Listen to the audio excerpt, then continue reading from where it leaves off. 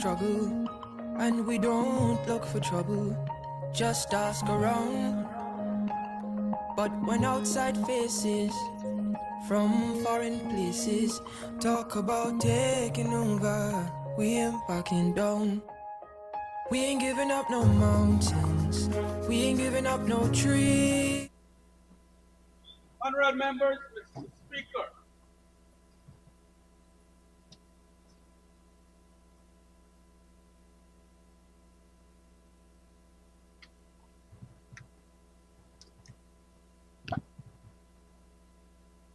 Thank you, honorable members. Please be seated.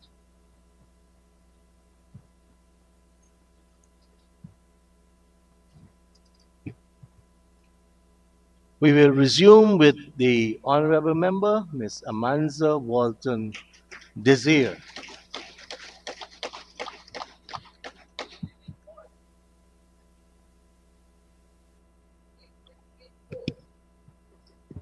You may start, honorable member. Thank you, Mr. Speaker.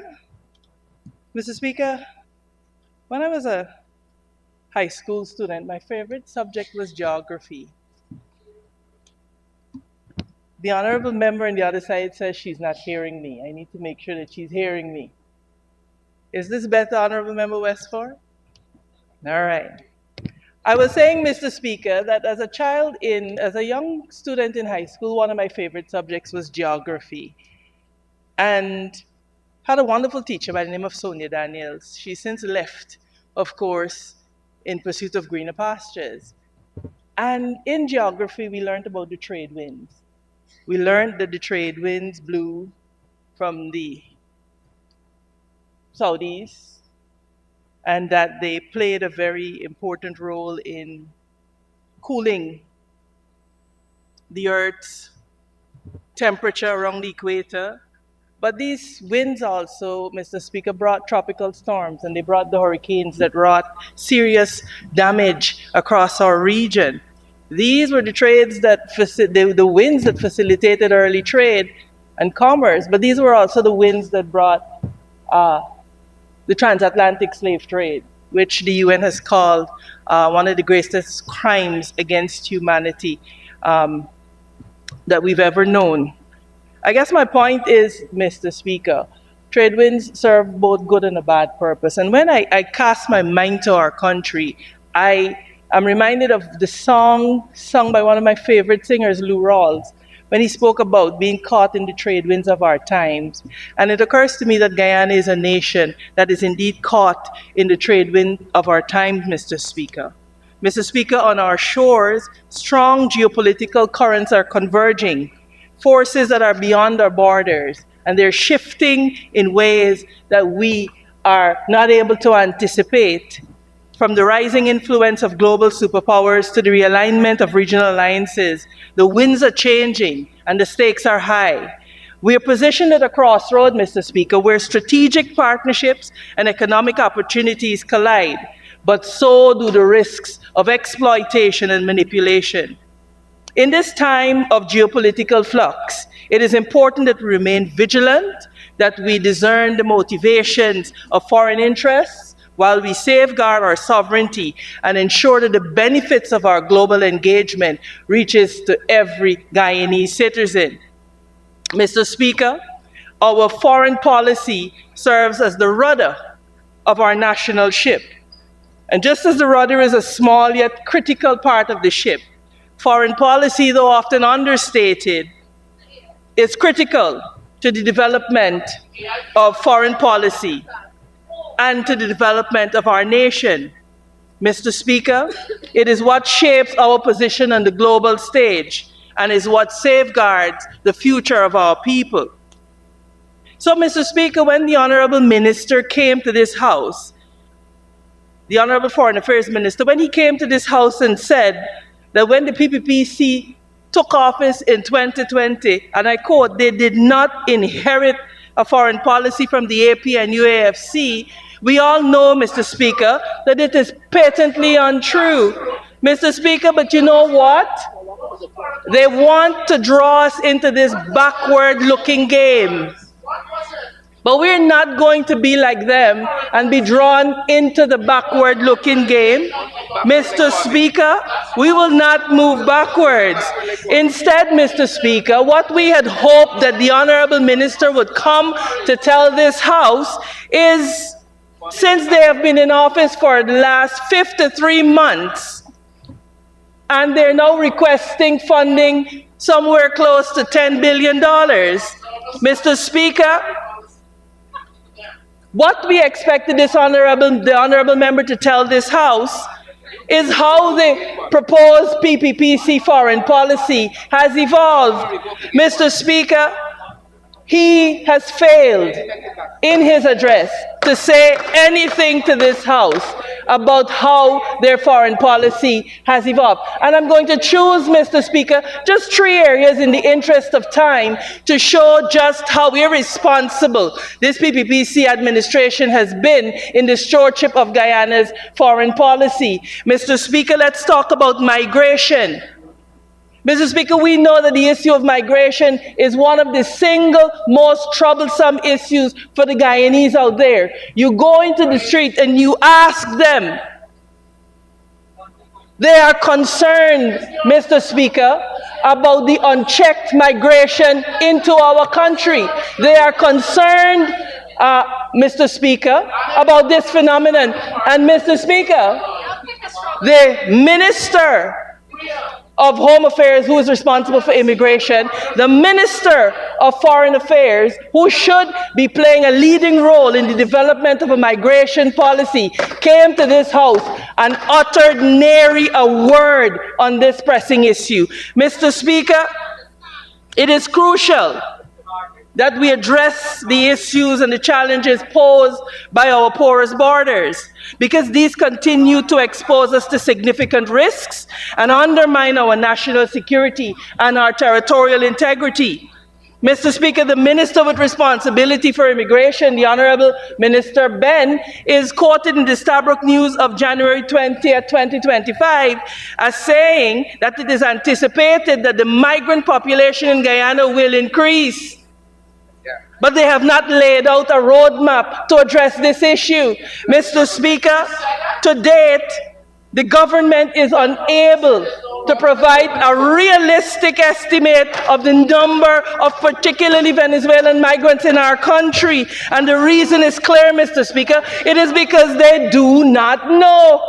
Mr. Speaker, it is obvious, painfully obvious, from the fact that the members had nothing to offer us as to how they will manage migration into this country, that they have lost control of the migrant situation. And they have put our country, Mr. Speaker, resultingly in clear and present danger, jeopardizing our security and our sovereignty. Mr. Speaker, to mitigate these risks and to protect the integrity of our nation, we must immediately, Mr. Speaker, immediately establish a mandatory migrant registration system. Mr. Speaker, this system will allow us to effectively monitor the movement of individuals entering our country, to track the duration of their stay, and to ensure that migration, particularly across our porous borders, particularly, Mr. Speaker, across our porous borders, that they are monitored, Mr. Speaker, and to ensure that the migration is done in a more orderly fashion. Mr. Speaker, it will enable us to prevent illegal entries and track potential threats, including foreign agents and fifth columnists. And you know, when we say this, the PPPC government likes to say that we are invoking fear in the people of Guyana, but no less a person than their national security advisor is on record as expressing the concern that we do not know who we are letting into the country, that there are military men of age in our country, and we have no way of tracking them and no way of knowing their whereabouts. This is not what we have said. This is what their national security advisor has said. Mr. Speaker, further, refugees and migrants must only be granted temporary status until they can return to their homelands with a clear and explicit provision against voting rights. I repeat, with a clear and explicit provision against voting rights. Guyanese citizenship must remain a privilege and not a pathway to manipulation or long-term instability. Mr. Speaker, it is unacceptable that the migration profile that the Honorable Member Todd launched in December of 2021 is to date incomplete. And he comes here and he does not offer any explanation to us for this untenable state of affairs. Mr. Speaker, That is incomplete. a migration profile is the cornerstone. It is the foundation upon which we will build a sound migration policy. Why are we harping on this, Mr. Speaker? Why is it that it is so important that we have a migration policy? Mr. Speaker, it was the Argentine diplomat, Juan Bautista Alberdi, who coined a particular phrase. He said, to govern is to populate. Using Kwame now. To govern is to populate. Mr. Speaker, and we as a nation have to be mindful that this paradigm is not being used against us to our detriment by the deliberate injection of population into our Essequibo. Mr. Speaker, we must place emphasis on enhancing our military presence along the border, much like the coalition did with Operation Armadillo. Instead of having our military men and women in blue t-shirts cleaning the drains in the city. Mr. Speaker, we must address our minds to increasing government-led investment in the Essequibo. Mr. Speaker, to incentivize the settlement of Guyanese in that region, even as we combat the effects of climate change, etc., along our low coastal plain. Mr. Speaker, we in the coalition have a vision for the development of the Essequibo. It is not by accident, sir, that the townships of Bartica, of Letem, of Mabaruma, and Madhya were established between 2015 and 2018. We just didn't wake up one day and decided we were going to do it. It was a part of a deliberate strategy to ensure that we establish, Mr. Speaker, We didn't just wake up. economic and administrative hubs for the development and the population of the Essequibo, Mr. Speaker. This is what national development requires. Carefully thought out plans, carefully thought out policies, and the capacity to implement and to execute. Mr. Speaker, You can't break dance, you got to think. when you travel the length and breadth of this nation, like I said before, the people are concerned about the abysmal handling by this government of the migration crisis. There's no policy in place, Mr. Speaker, and they intend to put none in place. But you know, we are in the age of abbreviation and mnemonics, and I'm tempted to say that this is the PPPC, postponing practical policy continuously, Mr. Speaker, and placing people's concerns. That is who they are, Mr. Speaker. We on this side of the House will implement a Guyana and Guyanese first migration policy. I repeat, we will implement a Guyana and Guyanese first migration policy because our policy will put the needs and interests of Guyanese first, unapologetically, while we responsibly manage migration to benefit national development, including the supply of labor, and while we emphasize protecting our local opportunities, preserving our cultural identity, and ensuring sustainable growth. Mr. Speaker, directly related to the ongoing to this ongoing migration issue, is this issue of the Guyana-Venezuela controversy.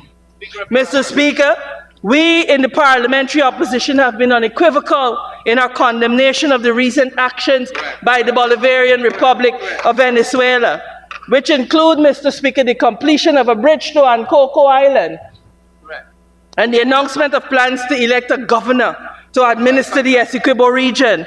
Mr. Speaker, these actions constitute a dangerous escalation of aggression that cannot go unchallenged. We must now move, Mr. Speaker, beyond the lodging of formal protests to more proactive and decisive action. We on this side of the House are on record as making a number of recommendations to the PPPC administration, including the full mobilization of our diplomatic apparatus to secure continued international support, and that apparatus will emphasize the justness and the rightness of our cause. We continue to stress the importance of a robust international public relations campaign, and of course the engagement of the Guyanese diaspora in advocating for our sovereignty. Mr. Speaker, we have called for the establishment of a Border Security Commission and the establishment of a Foreign Relations Council. Our calls, Mr. Speaker, including calls to the convening of regular meetings of the Foreign Relations Sectoral Committee, continue to fall on deaf ears. Mr. Speaker, despite the Minister of Foreign Affairs having the temerity to stand in this House and to say they did not inherit any foreign policy from the APNUFC coalition, we see foreign policy in action, Mr. Speaker, because it is a fact, sir, that it is under the David Granger-led administration that this Guyana-Venezuela controversy was elevated to the ICJ with the full concurrence of the United Nations. Mr. Speaker, the one diplomatic endeavor that this government engaged in this regard, the Argyle Declaration, turned out to be a disaster, with an entire government being duped, Mr. Speaker. And Mr. Speaker, Mr. Speaker, you heard Mr. McCoy. Mr. Speaker, may I continue? I was saying, Mr. Speaker, I was reiterating the fact that the Argyle Declaration turned out to be a colossal diplomatic failure. And you know what? I expect that the honorable members are going to come to say, oh, you know, on this issue we must stand united. But I will say to them, if you come to this House and you tell the truth, we will support you. But if you don't, we will answer you accordingly.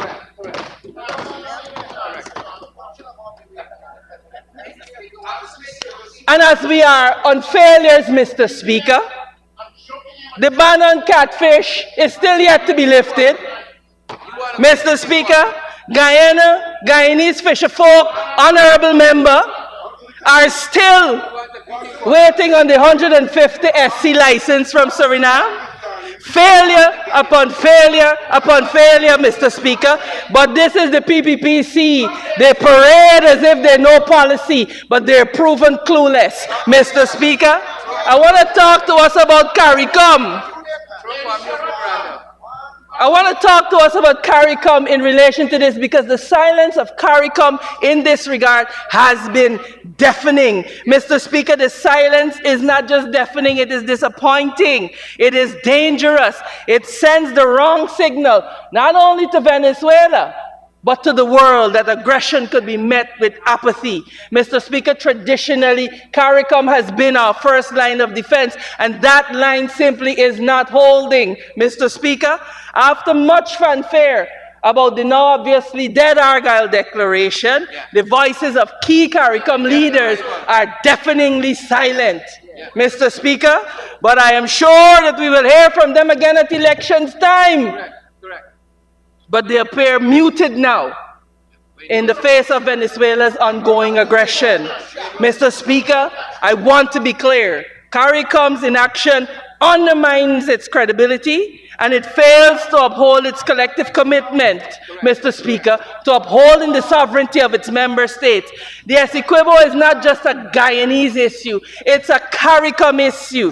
And Mr. Speaker, it is time that CARICOM step up, that they speak out, and that they demonstrate that they will not tolerate the violation of our sovereignty and our territorial integrity. Anything less is an abdication of their responsibility. Mr. Speaker, I want to talk to us about our diplomatic representation, because key to our foreign policy thrust is our diplomatic representation overseas. The honorable member should have been able to tell this House how he and his government will ensure that Guyana is represented by a professional cadre of diplomats. He should have been able to tell this House what plans are in place to appoint younger career diplomats in our embassies in Brasilia, Caracas, Paramaribo,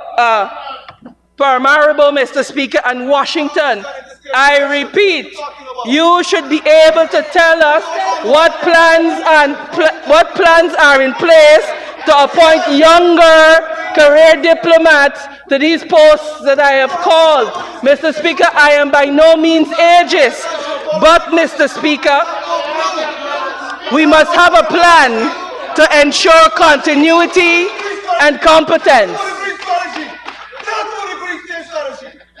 Mr. Speaker, Guyana remains seriously underrepresented in Africa, with one diplomatic mission in South Africa. Mr. Speaker, by comparison, Venezuela has 20. By comparison. Mr. Speaker, I heard the ministers boast, Mr. Speaker, that this year Guyana will be hosting a retreat of the African group.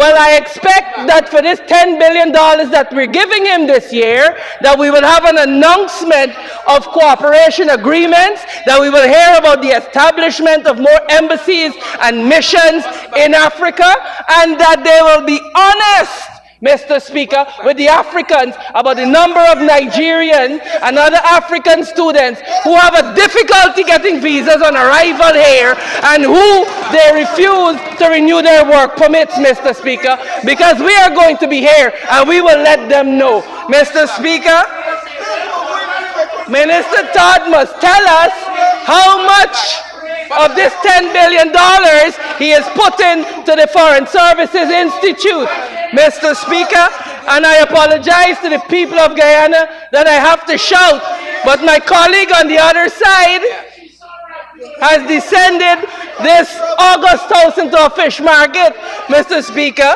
but I want Mr. Todd to know you can't outshout me, you can't intimidate me, and I will speak and you will listen. Mr. Speaker,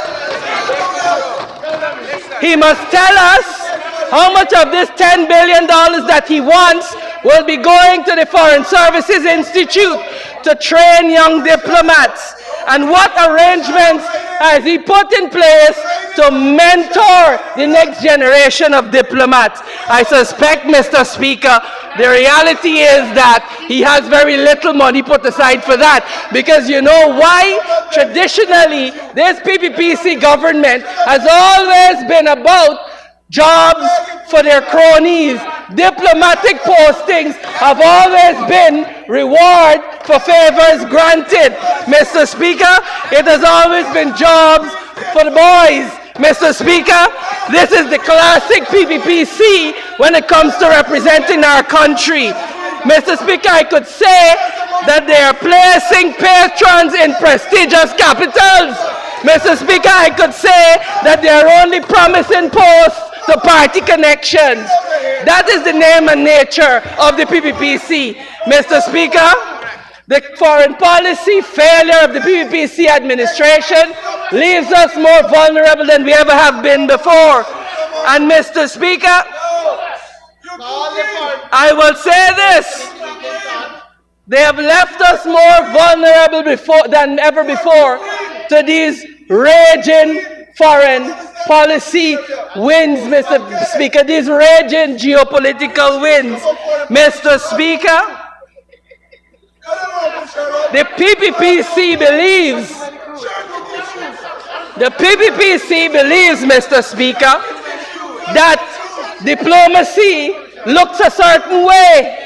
But I want them to understand that diplomacy is more than 2-minute calls between heads of state.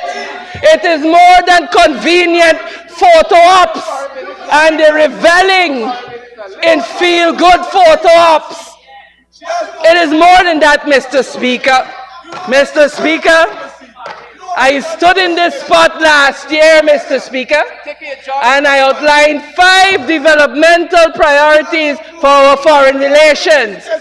Mr. Speaker, he took none of them on board. I will once again ask, in the interest of the people of Guyana, and in the interest of time, because time is of the essence, that the honorable member take those 5 urgent priorities and begin to implement them in the short time that he has left.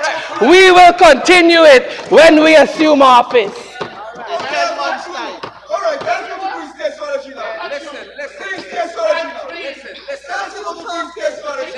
Mr. Speaker, I will now move to my general comments on the budget. I believe that I've given the foreign minister enough homework for the day. And I will now move to making some general comments on this 2025 budget. You know, when I read the budget, Mr. Speaker, I was like, here we go again. My first thought, here we go again. Budgeting more than we need, spending more than we have, shortchanging the next generation by raiding the NRF. Mr. Speaker, here we are again, not managing the efficiency gap, not developing our capacity to execute projects. It's the same old story, Mr. Speaker. Not learning from the lessons of states who have gone before us. Not intent on helping our people and this nation avoid the Dutch disease. I want to be clear, Mr. Speaker. We are always happy when the people of Guyana receive increases in the old age pension. We are always happy when they receive increases in public assistance and disability allowances and education cash grants. But let us be clear, Mr. Speaker, those handouts tackle the symptoms of the problem and not the problem itself. Mr. Speaker, reducing poverty will require long-term structural economic reforms, and it is hard work that the PPP refuses to do. Mr. Speaker, the government comes to this National Assembly and they tell us year after year about the astronomical sums they have expended. Mr. Speaker, yet let's ask the Guyanese, public, how has your life improved? Let's look at the sectors, Mr. Speaker. Let's look at health. Billions upon billions of dollars expended, yet we still have no Panadol in the local clinics, yet we still have 2 expectant mothers sharing beds, yet we still have rats, roaches, snakes, caiman infesting our hospitals. You wonder if it's a hospital or if it's being converted into a zoo. Mr. Speaker, let's talk about education. We spend billions and billions on education, yet when you check the stats, we still have one of the lowest literacy rates, Mr. Speaker, and our performances in maths and English continue to decline. Mr. Speaker, they boast about spending billions on school feeding programs, but the numbers are showing that malnourished children, the numbers are increasing, Mr. Speaker. Mr. Speaker, let us talk about water. It is no secret that the supply of water has degenerated, both in terms of supply and in quality. You only have to go on social media to see the graphics and the videos of people that stink water, the organic material coming out of the yard, out of their taps in their yards. And then perhaps the biggest admission of failure on it, a certain minister is in the media handing out black tanks because the water coming but it's not going in. Yes. That is for me. The water coming but not going in. The water coming but it's not going in. Mr. Speaker, let us look at electricity. 2 power ships, 17 generators from Honduras later. one stalled gas to energy project, and more than $100 billion later, and Guyanese still have blackouts every day. And based on the fact that the Honorable Ashni Kumar Singh stood in this house and told us that he's taking VAT off of generators, it means that we could expect more blackouts. Let's talk about these billions, Mr. Speaker. Mr. Speaker, let's talk about agriculture.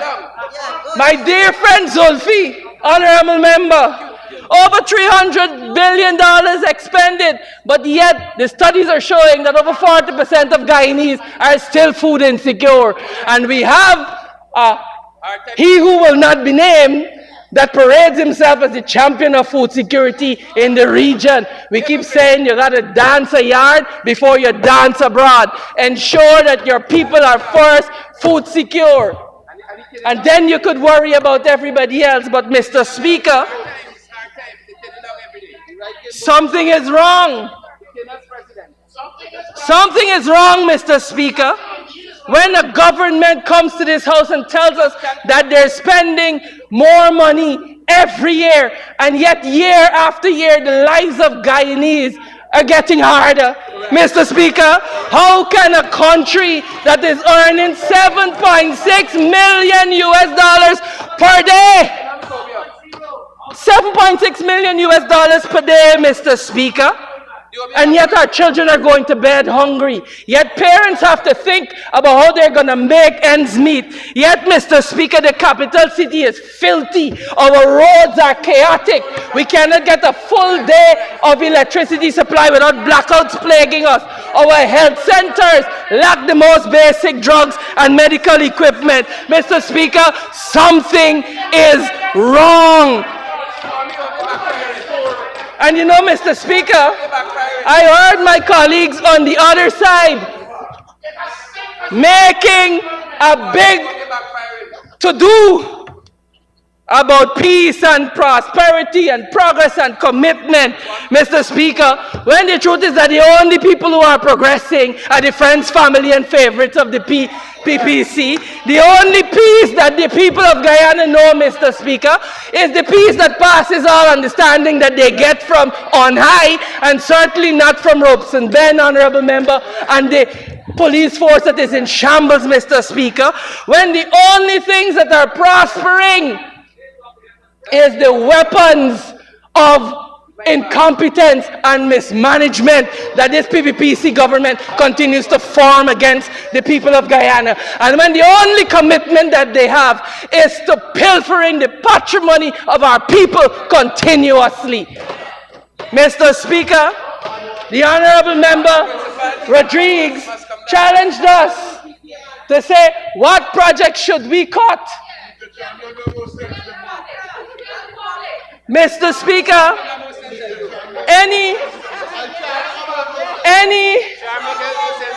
member of the public who follows the news will hear the announcement of all kinds of projects coming out of Freedom House on a Thursday. So, honorable member, how about we don't right now build, Mr. Speaker, a second bridge over the Berbice River when the first one is not even operating at half of its capacity. Mr. Speaker, how about we hold off another airport terminal when, Mr. Speaker, we have not yet completed this one and we have not yet exceeded its capacity? How about, Mr. Speaker, we nix this second gas to energy project that the Vice President seems very gung-ho about, and we make sure that we get the first one right first? Mr. Speaker, how about we stop pouring concrete into every median on every public road that we could find, Mr. Speaker, when in any developing country, with any government, with any type of foresight, knows that properly landscaped medians help in flood control, they help in controlling noise pollution, and they help in reducing, Mr. Speaker. Honorable Member, I allowed you to go 3 minutes more. because I didn't want to interrupt. Honorable Member Mr. Mahipon? No, Ms. Honorable Member Ferguson. Ms. Ferguson? Thank you very much, Mr. Speaker. Mr. Speaker, I would like for my colleague to be given 5 minutes more to conclude her presentation. Thank you very much. Thank you. Honorable Member, you have 5 minutes to conclude. Mr. Speaker, I thank you. So, Mr. Speaker, I want the Honorable Minister Rodriguez to tell us, how about we nix these things? And then I can't leave out my friend, the Honorable Attorney General, who says to us, Mr. Speaker, that you only need feasibility studies when let me quote him correctly, that feasibility studies are not needed when something appears obviously feasible. Mr. Speaker, the Honorable Attorney General should know that's the approach you take when you're doing a project in your backyard. This is not your backyard. This is the nation of Guyana, and we require that projects have feasibility studies. Mr. Speaker, but in keeping with the mnemonics, Mr. Speaker, this is the PPPC. Poorly planned projects continuously. Mr. Speaker, there's so much to say, but I will close by speaking to the people of Guyana. Because I want to be clear, Mr. Speaker, the government, any government has a duty to provide infrastructure for its people. We must provide housing, we must provide roads for them to travel on, we must provide hospital and clinics, we must provide schools, Mr. Speaker, we must provide water, and we must provide electricity. It is the duty of government, Mr. Speaker, and Guyanese should not have to beg for any of those things. It is our right, Mr. Speaker. For far too long, Guyanese have been trapped in a game of survival that demands that they trade their dignity for survival. Mr. Speaker, it is a game where venality thrives, where incompetence is rewarded over competence, and where untruthfulness is the currency of power. Mr. Speaker, it is a game of winner-take-all politics, where power is hoarded. And power hoards resources. They entrench division and they exploit their provisions and connections, whilst the other citizens must struggle to make ends meet. Mr. Speaker, it is a game where nepotism, brain drain, and distraction politics have become the norm, and they are now forcing citizens to turn a blind eye to injustice and to excesses just so that they could survive. Mr. Speaker, in the end, it is up to us as a nation and as a people to decide and to look at ourselves and to ask ourselves whether we want meaningful change. Do we want change, or do we just want our turn? Those are the questions that we have to ask ourselves as Guyanese, Mr. Speaker. Do we dare to dismantle this broken system, or are we content to replace it with a different set of beneficiaries? Mr. Speaker, do we strive to build a nation that prioritizes equity, transparency, and inclusion, or do we perpetuate a cycle of exclusion and division? Mr. Speaker, this is not about just ending the game. It is about rewriting this game and restoring dignity. You know, one of my favorite artists, Drake, said something. He said the game needs change and we must be the cashiers. Mr. Speaker, in closing, I will say we must make constitutional reform a top priority if we are going to change this broken game to one of fairness, integrity, and hope. Mr. Speaker, we must build a nation where competence is rewarded, where, Mr. Speaker, nepotism and venality are no longer tolerated, and we must build it into a game of inclusivity, where every citizen, Mr. Speaker, regardless of class, race, political affiliation, or gender, feels empowered to thrive. Mr. Speaker, this new game must champion innovation, and it must invest in our people, especially our youth, sir, to prevent the brain drain, Mr. Speaker, and inspire those who are abroad to return home. Mr. Speaker, it must foster leadership that serves rather than exploits. It must prioritize national unity over division and truth over propaganda, Mr. Speaker. Finally, I will say that ultimately, We must transform this game into a covenant.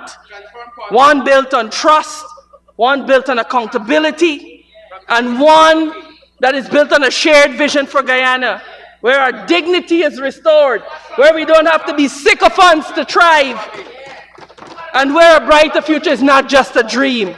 And that is what we are committed to on this side of the House, Mr. Speaker, because we understand, Mr. Speaker, in keeping with the demonics of the day, we understand that people need care. We understand that our communities, Mr. Speaker, we understand that we must protect our nation's communities. We understand, Mr. Speaker, that we must build a Guyana for all Guyanese, not for some.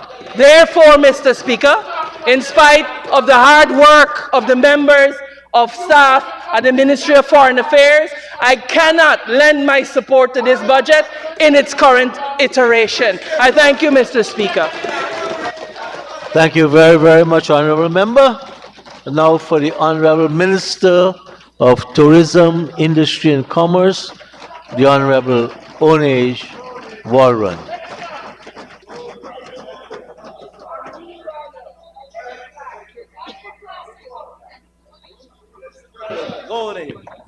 I want to say,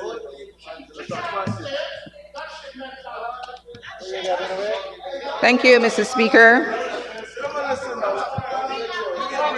Mr. Speaker, may I please take this opportunity to express my sincere gratitude to the Senior Minister within the Office of the President with responsibility for finance and his team for their dedication and hard work in preparing this budget that sees Guyanese securing a prosperous and sustainable future.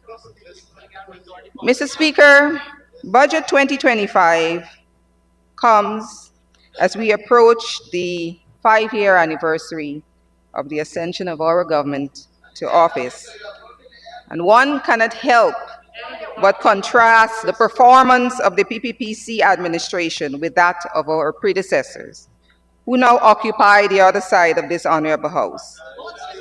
Mr. Speaker, unlike that of the other side, our record has been one of delivery. It has been a record of achievement, a record of competence in execution, and of promises kept. Mr. Speaker, I list in bemusement at our previous speaker, Ms. Amanza Walton Desir, honorable member, who has left, has decided not to give us the courtesy after standing up on their soapbox, throwing everything at the Guyanese people, everything onto the wall to see what will stick, stoking xenophobic sentiments, trying to create fear for the people with allegations that have no solutions, offering solutions to imagine ghosts and fears. Mr. Speaker, the truth is that most of the Venezuelans who are here are of Guyanese descent. That is the truth. That's correct. But, Mr. Speaker, I wish to speak to what is the undercurrent of the honorable member's presentation. The sounding brass and tinkling cymbals, vacuous, empty. And I wish, Mr. Speaker, for the people of Guyana, so when they take it down a notch, and there was a reason why I came and started at a level tone, because we need to take down the rhetoric a notch and listen to the substance. It is empty, vacuous, nothing there, Mr. Speaker. Nothing. Nothing of substance. a lot of nothingness. And some of these criticisms, Mr. Speaker, as the Honorable Member Desir has raised in the House and outside the House, tells us a story of who they really are. There's a reason why they have to come here and flay their hands and jump up on the table and do all of that. It is creating, you have to create a mirage as if we are doing something, because they've done nothing. They're trying to move themselves out of inertia, but it's not going to happen, Mr. Speaker. They have done nothing. They have no solutions. Nothing. So, Mr. Speaker, the honorable member, Amansa Nazir, argues, like most of our colleagues have, that it's not reasonable to compare their performance under the APNU in 2015 to 2020, their performance without oil resources, to our performance in the context of oil resources. And Mr. Speaker, I want us to take the time to delve into these kinds of arguments, because the Guyanese people deserve to hear truth, they deserve to hear well thought out arguments, and they deserve to hear substance. The honorable member this year said outside of the House, and I quote, "How much a government gives to its people, it's directly related to how much it has to give," and went on to say that our government has, and I quote, "unprecedented fiscal space." Fiscal space. This sounds plausible enough on its face, Mr. Speaker, but let us examine this argument a little more closely. Mr. Speaker, before 2015, even without even the prospect of oil resources within the fiscal space available, the PPPC government found the money to pay cash grants of $15,000 per year to school children. The APNU AFC came into office riding the wave of first oil discovery in 2015 and took that grant away. Mr. Speaker, without oil money or the anticipation of oil money, the PPPC government found the money to pay a 1-month bonus to the discipline services. The APNU AFC came into office and took that bonus away. Without oil resources, sir, the PPPC instituted subsidies on water bills for pensioners. The AFC, APNU took those subsidies away. Without oil resources, we found the money to subsidize electricity for pensioners, $30,000 per year. The APNU AFC took that subsidy away. To add insult to injury, sir, the APNU AFC, after removing all of those benefits, gave themselves a 50% rise in salary and told the people of Guyana that they had no apologies to make. So, Mr. Speaker, while the argument that they make that we have oil and they didn't may appear plausible on the surface, we did all these things without oil, and hence this examination of their record tells a different story. Know them by their deeds. So when the honorable member like Amansa Nazir comes and flays and pretends to be virtuous and they have all the answers, know them by their deeds. They have no credibility. Know them by their deeds. The honorable member Amansa Nazir tilted at the $10,000 health care voucher, which, as the minister responsible for finance says, is intended to cover a basic menu of medical tests. The honorable member says that this is nothing but a transfer to the private sector because one has to take the voucher to a private institution. Mr. Speaker, for the life of me, try as I might, I could not comprehend the logic in their criticism. Mr. Speaker, given that tests are free in the public health system, where else would a citizen take such a voucher? As far as I understand it, Mr. Speaker, no one has to do anything in respect of the medical care voucher. A member of the public can choose to have the test done in the public health system, in which case, as I said, it is free and no voucher is needed. If, however, a citizen chooses to access the private health care system for whatever reason, we are saying to that citizen, here we will defray some of that cost for you. It is the same way that the Because We Care cash grant is extended to every child, regardless of whether that child is in the public or private education system. That's correct. But we don't hear the same criticism about the education grant, Mr. Speaker. Is it because they have a different perception of who education providers are than they have of medical service providers? And in any case, the opposition never concedes, or maybe they don't understand, that businesses have costs. They carry on as though every dollar of revenue constitutes a profit. For them, the medical service provider doesn't have to use supplies to conduct tests. They don't have to pay rent. They don't have overhead. They don't have to pay staff who work. No, if you listen to the opposition, every dollar of revenue that goes to the private sector goes straight into the pocket of some businessman or woman, but the goods and services are provided to the customer by magic. But this is the mentality of the opposition, Mr. Speaker. It is a zero-sum mentality. They can't conceive of public and private healthcare systems complementing each other, with each occupying an appropriate place in the national fabric.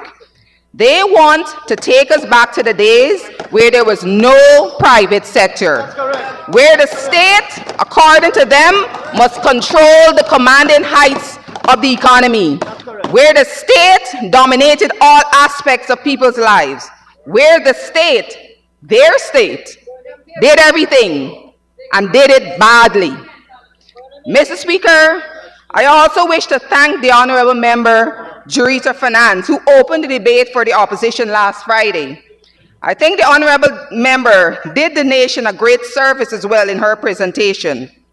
I say this, Mr. Speaker, in this context, the Honorable Member is amongst the new guard in the ranks of the opposition. She, like the Honorable Member Walton Desir, is of their new generation and represents the future of their party. So it is instructive for us to have a demonstration, sir, of where our friends in the opposition are headed, as illustrated by their best and brightest.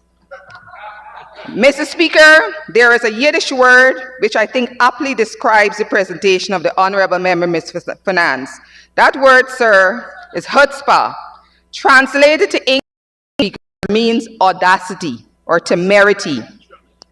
That word comes to mind, sir, because it is the height of audacity for someone who is part and parcel of a party that told people to go on the street corner and sell plant and chips and dog food to make a living, to come here and say in this honorable house that service jobs in the hospitality industry are beneath the dignity of Guyanese.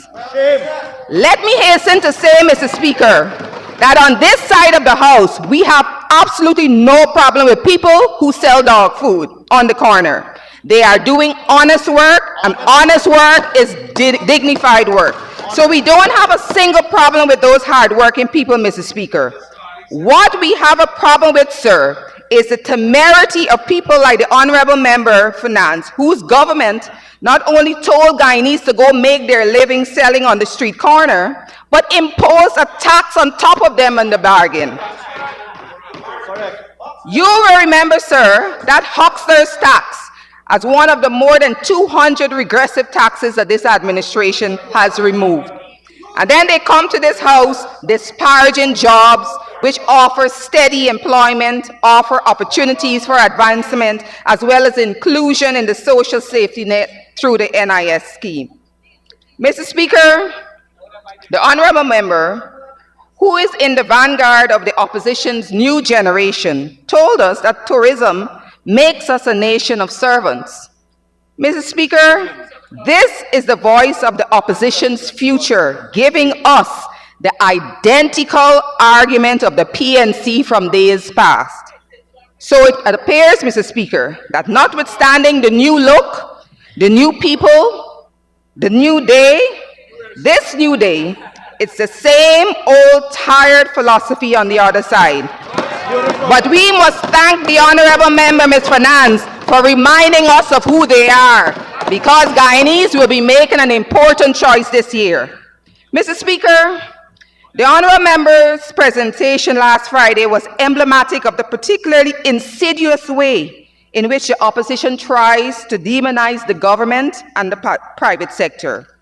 What they do is focus on the biggest and most visible businesses Those businesses which by their very nature are in a position to make major investments. They then claim that the private sector only comprises these businesses, and then they say to their supporters, the government is giving all of the money to the private sector. And again, they represent the situation as though private sector revenues are one and the same as private sector profits. The Honorable Ms. Finance gave us a masterclass in this type of subterfuge last Friday, Mr. Speaker. Mr. Speaker, the honourable member, in attempting to ridicule the thousands of jobs created in the hospitality sector, said that we are telling people to work in hotels that they can't afford to stay in. And after she was done in here, Mr. Speaker, the honourable member took to social media and posted the nightly rates of the top 3 hotels as if to make her point. Yes, the hashtag was "I said what I said." She doubled down. It moved me to make the point that the honourable member appears to have no understanding of the scope of the hospitality sector. I would invite the honourable member to take a trip to her hometown of Bartica and visit the 13 hotels operating there, one of which recently undertook an expansion. I would invite the honourable member to speak with those hotel owners and reconsider whether she wants to come to this house to disparage the hotel business. Mr. Speaker, as part of our evaluation of the hospitality sector, the Guyana Tourism Authority monitors 95 hotels located in almost every region of this country. 95, Mr. Speaker, 95. They talk about comparing oil and non-oil, but they don't find it utterly ridiculous to select the top 3 of almost 100 and hold them out as characterizing the sector. Mr. Speaker, of the 92 hotels that were surveyed in our monitoring program for 2024, 14 were in Region 2, 4 were in Region 3, 31 in Region 4, 11 in Region 6, 13 of them are in Region 7, where the honourable member hails from, 8 were in Region 9, and another 8 in Region 10. So, Mr. Speaker, the hospitality sector is much more diverse than the honourable member imagines. And for good measure, I would say that the average rates of hotels outside of the business sector are as low as $15 per night in Region 1, and with a national average in 2024 of $25,000 per night, a fraction of the rates that the honourable members choose to use to drive her narrative. And for the honourable members' information, Guyanese can and do patronize these establishments. By the way, Mr. Speaker, and by the way, many of these are small businesses, establishments with less than 25 rooms. I mention this because they also seem to have a coordinated message that we are doing nothing for small businesses. Mr. Speaker, I have to remind them that we brought into law the 20% window for small businesses in government procurement. That is how we could award over $25 billion to almost 2,500 small contractors, many of them first-time awardees and 30% of them women or women-owned. But to return to the hospitality sector, Mr. Speaker, I wish to make this final point. Close to 5 years ago, in the height of the worst pandemic the world has seen in a century, when global travel was at a virtual standstill, we had the vision to see beyond the horizon and recognize what Guyana could be in the future and what we would need to realize that potential. That is why, Mr. Speaker, back in 2020, even in those circumstances and in the context where we did not have a history and culture of tourism like our Caribbean states, we invited expressions of interest for the construction of hotels to carry major globally recognized brands. And if you recall, sir, we were wrongly criticized for doing so. We were criticized for facilitating investment in hotels when no one was traveling. And the criticism then was that we were building hotels that no one would stay in. Predictably, Mr. Speaker, the naysayers were proven wrong because in 2023, occupancy in the business segment was 85%. And 2024, the occupancy level in that segment was 88%. In the smallest segment of the sector, occupancy levels also increased. At these occupancy levels and average room rates reported for 2024, estimate of the sector revenues approach $65 million in 2024. That's over 13.6 billion Guyanese dollars. Collectively, Mr. Speaker, almost 22,000 people are employed directly or indirectly in the hospitality sector across the country. And so, Mr. Speaker, having been proven wrong in their dire predictions regarding economic viability of their industry, their position has now shifted that their new argument, as the Honorable Practice said, is that their work in the industry is unfit for Guyanese. There is no principle and no consistency in their argument, Mr. Speaker. Nevertheless, Mr. Speaker, because of our policies, the private sector has gained confidence and is responding with investment. For hotels, we have seen close to $35 billion of investment. Lodges have seen $21 million in investment. Resorts, $200 million. Local airlines, $600 million. Malls, $12 billion, with a total investment by the private sector of over $50 billion in the hospitality sector alone. Between 2020 and 2024, the industry added 4 new hotels and a total of 561 rooms to the national room stock. And when we say private sector, Mr. Speaker, I mean the private sector, including those small and medium businesses that the opposition doesn't see because their existence doesn't suit their narrative. Mr. Speaker, of the 561 new rooms, 81 of those were in the segment of small operators, 35 in Henrietta, Region 2, 34 in Linden, Region 10, and 6 in Bartica, Region 7, home of the honorable member who says that hotel work is unworthy of Guyanese. And, Mr. Speaker, I should point out that these hotels employ people. They have managerial and supervisory staff, they have clerical staff, and they have operational staff. Many of these roles require 24-hour coverage. Thus, you may find 3 persons employed in 8-hour shifts to cover a role. So, Mr. Speaker, when you include ancillary service, I repeat, almost 22,000 people are employed in the hospitality sector. And this employment follows the more than 1,500 jobs that were created during the construction phase of these various facilities.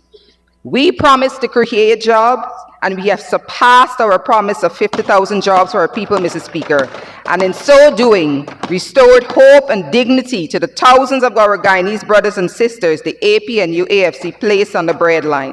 That's our record, competence and delivery. Mr. Speaker, we see the same playbook when it comes to the construction sector. They pick out the major contracts, designate those contractors as the private sector, and allege that all the money is awarded to them. But, Mr. Speaker, just over 3 months ago, on the 11th of October, on these very premises, I was here when we awarded 673 contracts to small contractors with a total value of $11.5 billion for building community roads and other infrastructure in Region 4. That exercise was preceded by one in October 8, 2024 in Berbice, where we awarded just about $7 billion for community works to 389 small contractors in Region 6. In Region 5, 108 small contractors were awarded $1.5 billion in contracts for upgrade of community roads. In April 2024, we awarded $1 billion in contracts in Sophia, right here in Georgetown, to persons from the community to upgrade roads and infrastructure. In Linden, 325 contracts totaling $4.2 billion were issued on November 23, 2024 to small contractors for the upgrade of community roads in that municipality. We followed up on December 3rd with additional 94 contracts in Linden, again issued to small contractors for road works, and another 46 contracts for drainage works. In total, Mr. Speaker, in 2024, well over 2,000 small contractors, ordinary people all over this country, were awarded over $27 billion in contracts to upgrade and enhance infrastructure in the communities. Mr. Speaker, and I speak only of the small business contracts awarded through the sector of public works. Many of these people are first-time contractors, and absent our deliberate policy of facilitation and community empowerment, they would not have had the opportunities that they do today. So it is incomprehensible, Mr. Speaker, that members on the other side can have the temerity to come to this honorable house and say with a straight face that our budgets have nothing in them for the ordinary average Guyanese. Mr. Speaker, I have made this point before, but it bears being made again.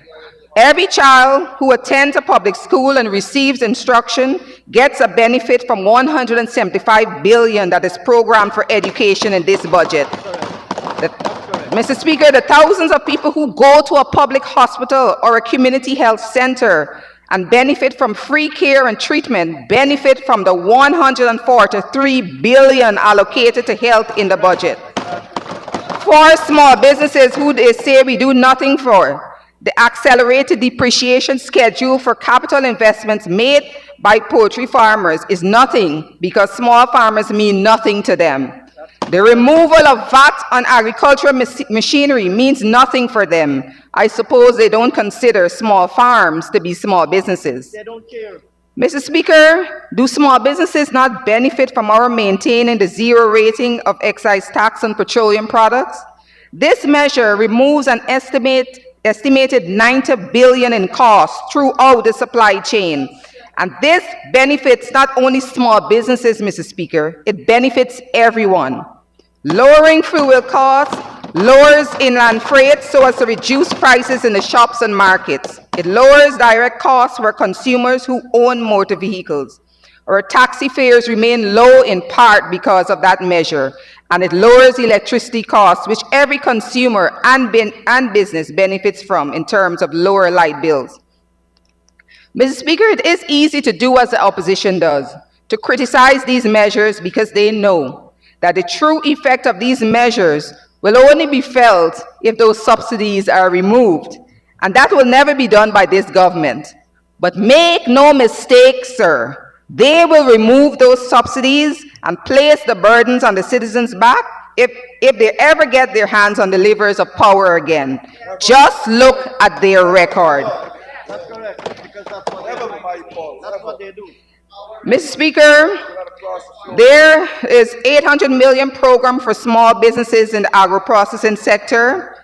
This is in addition to the $3 billion program for facilities in Region 2, 3, 4, and 10 for small businesses operating in the light, medium, and processing industries. In Region 2, on the Naming Industrial Estate is 95% complete. I will be ready for rollout in the first quarter of 2025, offering 90 plots for prospective businesses. Development at the York Industrial Estate in Region 10 is progressing and is scheduled for completion in 2025. Mr. Speaker, these initiatives build upon our successes with the business incubators in Lethem and Belvedere, which gives me another chance to address the oil versus non-oil comparison argument. Mr. Speaker, you might recall that in August 2020, both locations, Lethem and Belvedere, were mere shells, despite representations by the AP and UAFC that they were in a position to begin operations. There was a public launch in Belvedere and an extensive media tour in Lethem, which included several business people from neighboring Brazil. But it was all a mirage, Mr. Speaker, a pretense, the kind of subterfuge that the AP and UAFC excels in.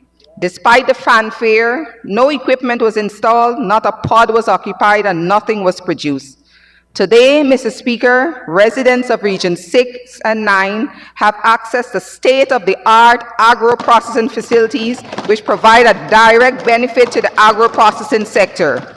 As a result, we have real production of value-added items which benefit the respective communities.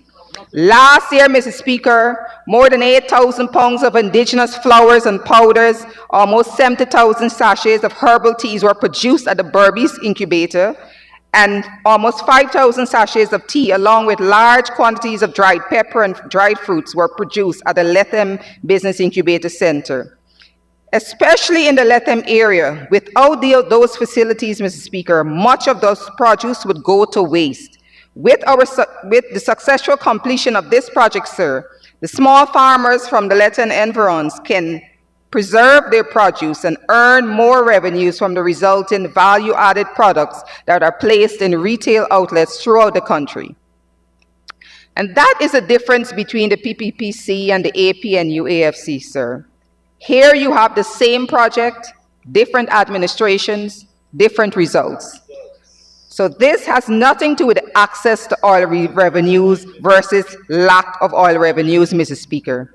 It is a matter of the contrast between competence and ineptitude. Mr. Speaker, no amount of oil money can buy them competence. Moving on with small business, Mr. Speaker, I have to make the point that support to small business is not merely grants and loans. A critically important support measure is training to build capacity. This year, we plan to train an additional 3,000 small business owners, adding to the 10,000 who have already benefited from training in areas like marketing fundamentals, business planning, and financial management. Mr. Speaker, I already alluded to the fact that in the construction sector, over close to 2,500 contractors received over $25 billion in small contracts. It is this kind of training, especially in planning and financial management, that enhances the capabilities of small businesses to allow them to benefit from these larger government contracts that we have been awarding in the construction and other sectors. So you can see, Mr. Speaker, our interventions are integrated into a cohesive whole that is designed to bring about inclusive, sustainable growth and development. So our support is not just limited to small grants. What we are doing also is facilitating alternative sources of financing and revenue for small businesses. For these businesses, Mr. Speaker, access to finance has been enhanced with the Security Interest in Movable Property Bill. An enhancement of revenue drove the institution of legal frameworks such as the 20% procurement set-aside and the Local Content Act. The local content, which because of the constraints of time does not allow me to elaborate on its successes, but suffice it to say that in procurement alone in the oil and gas sector, we have over 1,000 Guyanese small businesses actively participating. Turning to the wider tourism sector, Mr. Speaker, here our performance continues to improve substantially as our policies continue to place Guyana on the map as a sought-after travel destination. A sum of $719 million is budgeted for 2025 to build on this progress. With recognition in media and travel magazines too numerous to mention, please permit me, sir, to list a few highlights. In 2024, Guyana received the International Travel Award for Destination of the Year, Ecological Tourism, from the Pacific Travel Writers Association. The Guyana Tourism Authority received silver place in the 4th edition of the WTM Latin America Responsible Tourism Award 2024 in the category of Best Initiatives for Indigenous Tourism and their Traditional Communities. Guyana was nominated as Green Destination of the Year at the Caribbean Green Awards and for the World Travel Awards, South America's Responsible Tourism Award in 2024. The Iracama River Lodge earned a nomination as South America's leading eco-lodge at the WTM Responsible Awards in 2024. These awards and nominations constitute growing international recognition of our credentials for sustainable, eco-friendly tourism, our commitment to our indigenous communities, and our capacity to provide world-class experiences in harmony with nature. Our air connectivity has seen a significant boost with multiple new routes and airlines entering the market. The launch of direct flights between Guyana and Grenada by Inter-Caribbean Airways and the Caribbean Airlines introducing direct flights to Suriname have made regional travel more accessible. International connectivity has also improved, with United Airlines launching a 4 times weekly service from Houston, Texas to Georgetown, and Avianca Airlines commencing direct flights between Guyana and Bogota, Colombia. Honorable Member, we will need an extension for you to continue to conclude. Mr. Speaker, I'd like to ask that the Honourable Member be given 5 minutes to conclude his presentation. Thank you, Minister Teixeira. Honorable Member, you may continue and conclude in 5 minutes. Mr. Speaker, our coordinated and purposeful work has resulted in visitor arrivals setting an all-time record of 371,000 in the year 2024. This is more than 4 times the level of 82,000 recorded in 2020. in 2020. It exceeds by over 16% last year's record-setting performance of 319,000.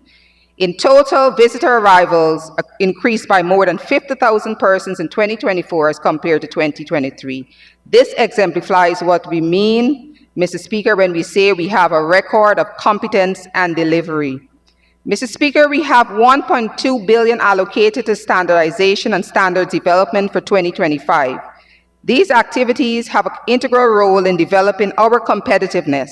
In this regard, the GNBS is one of those organizations that has an unobtrusive but critical role to play. It may not be widely known, but GNBS also plays a critical role in the petroleum sector.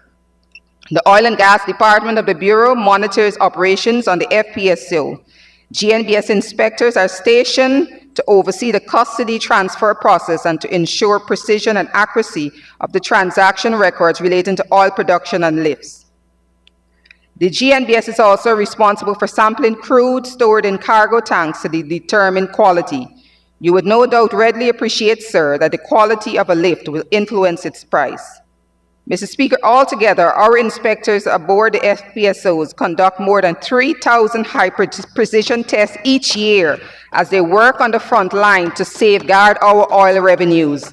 They are our first line of assurance with respect to the integrity of these revenues, and it is not inappropriate to recognize their otherwise unseen and unsung role in protecting our patrimony. Such is the capability of the Bureau, Mr. Speaker, that they now provide testing and technical assistance services not only to local and foreign-owned businesses here in Guyana, but also to entities in several countries of the CARICOM region. Mr. Speaker, we can speak proudly of these things because our record is one of competence and delivery. In every sector, our approach is purposeful and result-oriented. The contrast with the record of our friends on the other side could not be starker. Mr. Speaker, I had cause on a previous occasion to go through in detail a number of promises made on the other side in their 2015 manifesto, none of which they kept. This year, as we approach elections, we are going to hear them again, promising Guyanese the moon, the stars, and the skies. They have already started, Mr. Speaker, with a pamphlet containing a slew of promises. And then the honorable member, Mr. Holder, mounted off a few of them in the House today. Once again, Mr. Speaker, you have to marvel at the audacity. Imagine, Mr. Speaker, they who imposed a value-added tax on electricity are now promising subsidies on electricity. They who imposed VAT on water are now promising the Guyanese people subsidies on water. They who took away the bonus from discipline services are now promising 35% increase in salaries for the discipline services. They who took away the $15,000 a year cash grant for school children are now promising $150,000 per year. The height of audacity, Mr. Speaker. They who promised a double old age pension in 2015 and didn't do it are promising again to double the old age pension. You have to marvel at the chispa, Mr. Speaker, at the audacity. In the face of their record, they come to the Guyanese people with a straight face, repeating these promises. I did know that all of the members on the other side were laughing when Mr. Holder was giving out the list of promises, and some did appear to be shocked. Then, for good measure, they promised free university education, which we have already announced last year. They have some vague promise of mortgage assistance when since 2013, the PPPC government introduced a mortgage interest relief program. Mr. Speaker, after ridiculing the part-time worker scheme from its inception, in this year, the opposition suddenly declares its support for the program, and they are promising to raise the part-time worker stipend by 25% from $40,000 to $50,000 a month. They are promising to cut taxes and increase spending. They criticize our payment of $100,000 for every newborn, but they are promising $150,000 per year every year for every child under 16. They are promising subsidies on almost everything under the sun. And on top of all that extra in this expenditure, Mr. Speaker, they are promising to cut taxes. But the Guyanese people know better. They know that the AP and UAFC never met a tax they wouldn't raise. They never met a benefit that they wouldn't remove, or never an election that they wouldn't rig. It's easy to make promises when you don't intend to keep them. It's their MO to raise taxes, snatch the benefits from the hardworking Guyanese, and then when the people reject them, try to steal their vote. In conclusion, Mr. Speaker, the achievements and measures I have outlined today are at the heart of the transformation that is taking place in Guyana under the stewardship of our PPPC government. We have worked tirelessly to create an environment where all our people thrive and prosper. From Region 1 to Region 10, Guyana's economic future looks incredibly bright as we continue to make strategic investments in infrastructure, human capital, tourism development, and support for local businesses, among other areas. And as we continue to work towards that future, we are committed to building on our successes and ensuring that every citizen of Guyana benefits from the opportunities created in our new economy. Budget 2025 maintains the platform for continued growth, resilience, and prosperity, and I wholeheartedly commend it to this honorable House and to the Guyanese people. Thank you, Mr. Speaker. Thank you, Honorable Minister Baldwin. And now for the Honorable Member, Mr. Vincent Henry.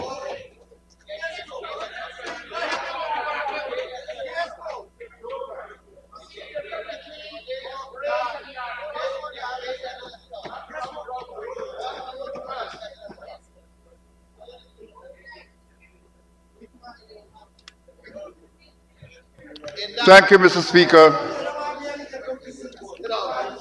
Mr. Speaker, on behalf of the Guyana Action Party, a member of the coalition, I rise to critique the 2025 budget as presented by the Honorable Ashley Singh, MP, Senior Minister in the Office of the President with responsibility for finance.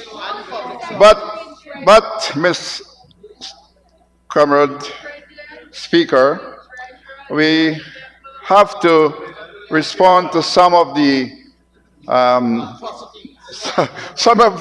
wrong statements made by a few of the speakers before. And for example, Mr. Honorable Vikram Bharat announced with pride of the promises that were fulfilled. And he said, the gas to energy project promise fulfilled. The whole of Guyana must have looked around to see where that promise, are we there? Is it here? Is it here? Also, he didn't mention that we are supposed to be having natural resource parliamentary committee meetings regularly to discuss the problems and the issues affecting the natural resource sector. And I'm a member of that committee. And Mr. Honorable Vikram Bharat has never held a meeting with us since they became the installed government. We had 1 year when our Honorable Hastings was in charge, and she had over 11 meetings. So what is the problem? You're afraid of meetings? Come to meetings, let's discuss the people's welfare, especially the indigenous people's welfare. Mr. Speaker, promise fulfilled. Lightning speed fiber optic to the Rupununi and everywhere, promise fulfilled. It ended up halfway down the road in the savannas with a little piece of wire hanging down to the ground. Promise fulfilled. Promise fulfilled. The Skeldon Sugar Factory, oh my, promise fulfilled. Sugar price gone down. I mean, you're getting lots of sugar to sweeten the Guyanese people's pockets and everything else. Promise fulfilled. It's something that's gone, thrown away. Kanaima gone with it. And where's the Honorable Rodriguez? Competence versus ineptitude. Those projects tell you where the ineptitude is. Power ships, to make sure that we have light all day, all night. Blackout in what guy used to say? I can't say that. I see the speaker jumping up here. So, Mr. Speaker, they are trying to promote themselves. That is the over there trying to promote themselves as being of competence. What competence? Ineptitude, like what the Honorable Susan Rodriguez said. Mr. Speaker, the man in the street and the people of the hinterland are voicing that this is the last budget of the PPP, since they have failed miserably to look after the interests of the majority of the people in Guyana. Further, the man in the street, Mr. Speaker, they're saying that the PPP, knowing this, they're making final moves to stuff their already filled pockets, while the majority of Guyanese are struggling daily to put 3 meals on their tables. Mr. Speaker, I heard the Honorable Ashley Singh and others from the government side repeating an untruth.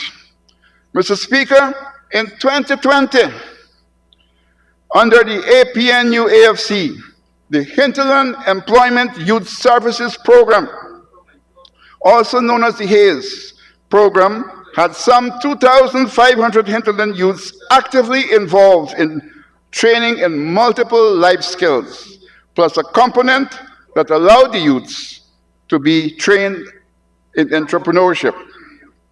Youths were also granted entrepreneurial grants to conduct small businesses for themselves. Mr. Speaker, on the ascension of the PPP into office in 2020, it dismantled the HAYES program and placed the 2,500 indigenous youths on breadline.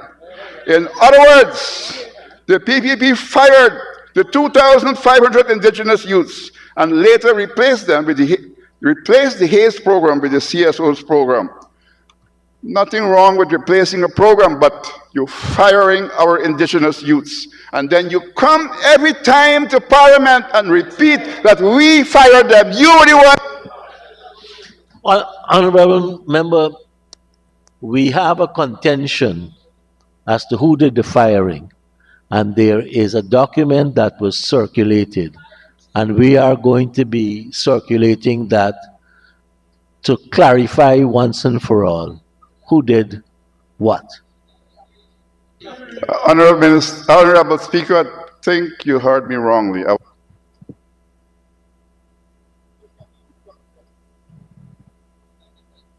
Go ahead. Thank you, sir. I was talking about 2020, not 2015. Mr. Speaker, the 2025 budget was awaited by the Guyanese people, holding their breaths with high expectations. Mr. Speaker, the people of Guyana saw that their welfare and livelihoods were not on the front burner for the past 4 years of the PPP in government, who year after year produced budgets that focused on infrastructural work that fattened the rich and the friends, families of the PPP at the expense of most Guyanese. Many people felt that because 2025 is the year of elections, that the PPP would have seen the folly of their ways and finally allocate an acceptable portion of the national pie to most Guyanese who are in dire need. Mr. Speaker, if any felt that the PPP would have redeemed itself by placing the welfare of the majority of Guyanese first, that feeling evaporated on the day the Honorable Ashley Singh made his 2025 budget presentation. Mr. Speaker, quite frankly, the budget was like a balloon that got burst and has left most Guyanese totally disappointed. Yes, Mr. Speaker, the PPP's 2025 budget is like a burst balloon. Mr. Speaker, in Region 9, popularly known as Rupununi, there were certain transformational projects that were expected by the people. One of these includes the extension of the bridge over the Rupununi River to allow persons to travel even when the periodic floods cover the bank of the Rupununi River. This project would have served all the 9 communities of the South Rupununi, including the Waiwais of Master Canary in the deep south of Guyana. Mr. Speaker, because of limited time, Please allow me to list a few more transformational projects that any caring government who's got the money would have hastened to complete during the 5 years that they are in office, especially with oil resources. That was made possible by the APNU AFC. One, bridge over the Rupununi River to Sand Creek. This crossing has already taken lives. People died there and continues to be a threat to life. Monies were there. Why wasn't this done? Bridge linking St. Ignatius to Central Latam. Currently, the bridge that exists floods periodically. This bridge will also connect 20 South Rupununi villages to Latam during the floods. This thing is also a threat to life. And further, bridges to Katoka, Patarino, Parabara, and River villages, and others. Mr. Speaker, the PPP fools no one by suddenly launching projects such as building of secondary schools in their last year of being in government. The PPP had oil monies and 5 years to complete these crucial projects, but did not feel it important to do so. However, Mr. Speaker, the coalition will undertake to complete these crucial projects to a standard that can compete internationally. Plus, Mr. Speaker, construction and activation of secondary schools will be done in Napi, Latem, Katoka, Yupakari, and if a feasibility study supports, one in Cardanawa. I must admit that some have begun, and when we become the government next, we will continue it. It must be noted, Mr. Speaker, that it was the coalition that started and supported secondary schools in Karasabay, Napi, and Moreno. We did the classes there in preparation for the schools. The coalition will work towards the satisfactory completion of these projects in their entirety. Mr. Speaker, the coalition plans to massively improve the hinterland roads that will see improvements of all-weather roads and with bitumen concrete roads to strategic and populated hinterland communities, thus making hinterland travels more comfortable and safer. Hinterland people will be able to improve their livelihoods utilizing the improved road networks. Mr. Speaker, the coalition in its limited time in government was very visionary. One project that stands out is the Linden to Latham Road and the Kurupakari Bridge. Had there not been a no-confidence vote against the APNU AFC orchestrated by the PPP, the Linden to Mabura leg of the road would have already been completed, and the Kurupakari Bridge would have been progressing well. I understand that, Mr. Speaker, the coalition will continue the building of the Kurupakari Bridge. Seemingly, the PPP is considering omitting this bridge from the project. Mr. Speaker, the Kurupakari Bridge, when completed by the coalition, will not only be a plus for the transportation of people and goods, but will be designed to facilitate tourism. It will become a tourist hotspot, creating real jobs, high-paying jobs, and opportunities for service providers to earn money. Mr. Speaker, the coalition's 3.5 years track record for the development in the hinterland is very impressive when compared to the PPP's 23 years in government. The coalition in government did not have oil resources to prop it up, yet one can safely say that the coalition of the APNU AFC had the interests at heart of the people of the hinterland and all Guyanese. Mr. Speaker, the coalition introduced townships in Latam, Mabura, Mabaruma, Bartica, and Malia. Today, these new towns provide vital services to the people in their regions and are showing signs of becoming thriving townships. However, through a lack of vision by the PPP, the impetus for the creation of unique townships in the hinterland that reflect the history and the culture of the areas have been put on the back burner. Mr. Speaker, the coalition completed several roads and bridges that set examples for others to follow. Latam's main road is an example of excellence. The Manari Concrete and Steel Bridge is another example. These and others, too many to mention now, were done without oil monies. The people of Latam, all through the 23 years of the PPP's administration, suffered by inhaling red dust. During the PPC's 23 years, biscuit roads were the norm. These PPP roads lasted for a short while and then deteriorated into potholes. In the south of Panoni, the coalition worked with the Brazilian army to provide potable water to communities. Each village had a trained local technician employed to ensure that the facilities function to their maximum potential. This necessary decision, based on common sense, was changed by the PPP's government, and today the supply of potable water now functions in a sloppy and ad hoc manner. Mr. Speaker, just imagine that the PPP installed a water distribution system in Charlton that is expected to supply water to houses that are higher than the source of the water and have no visible valve to regulate the movement of the water. The result is that the system is now a white elephant. And guess what? Just more enrichment for the PPP's friends and families, while the poor people suffer. Mr. Speaker, during the 23 years of the PPP government, information dissemination and communication were kept in the dark. The coalition, on ascending to office, immediately activated radio stations in Latham, Charlton, Oriala, Madia, and Bartica. Also, internet was installed in hinterland villages, thus linking the remote hinterland communities to the rest of Guyana and the world at large. And that brings me to the point that yesterday I was sent a message by someone in the hinterland who voiced his concern. He's saying, why is he only hearing the presentations being made by the government ministers on NCN radio? Why? And why is he not hearing when the opposition parliamentarians speak? So why are they not hearing when I'm speaking now, a representative of the hinterland? Why are we being blocked out? Is this democracy? Is this what we want from any government? The PPP did not facilitate local government for over 20 years. Yet they speak as if they love democracy.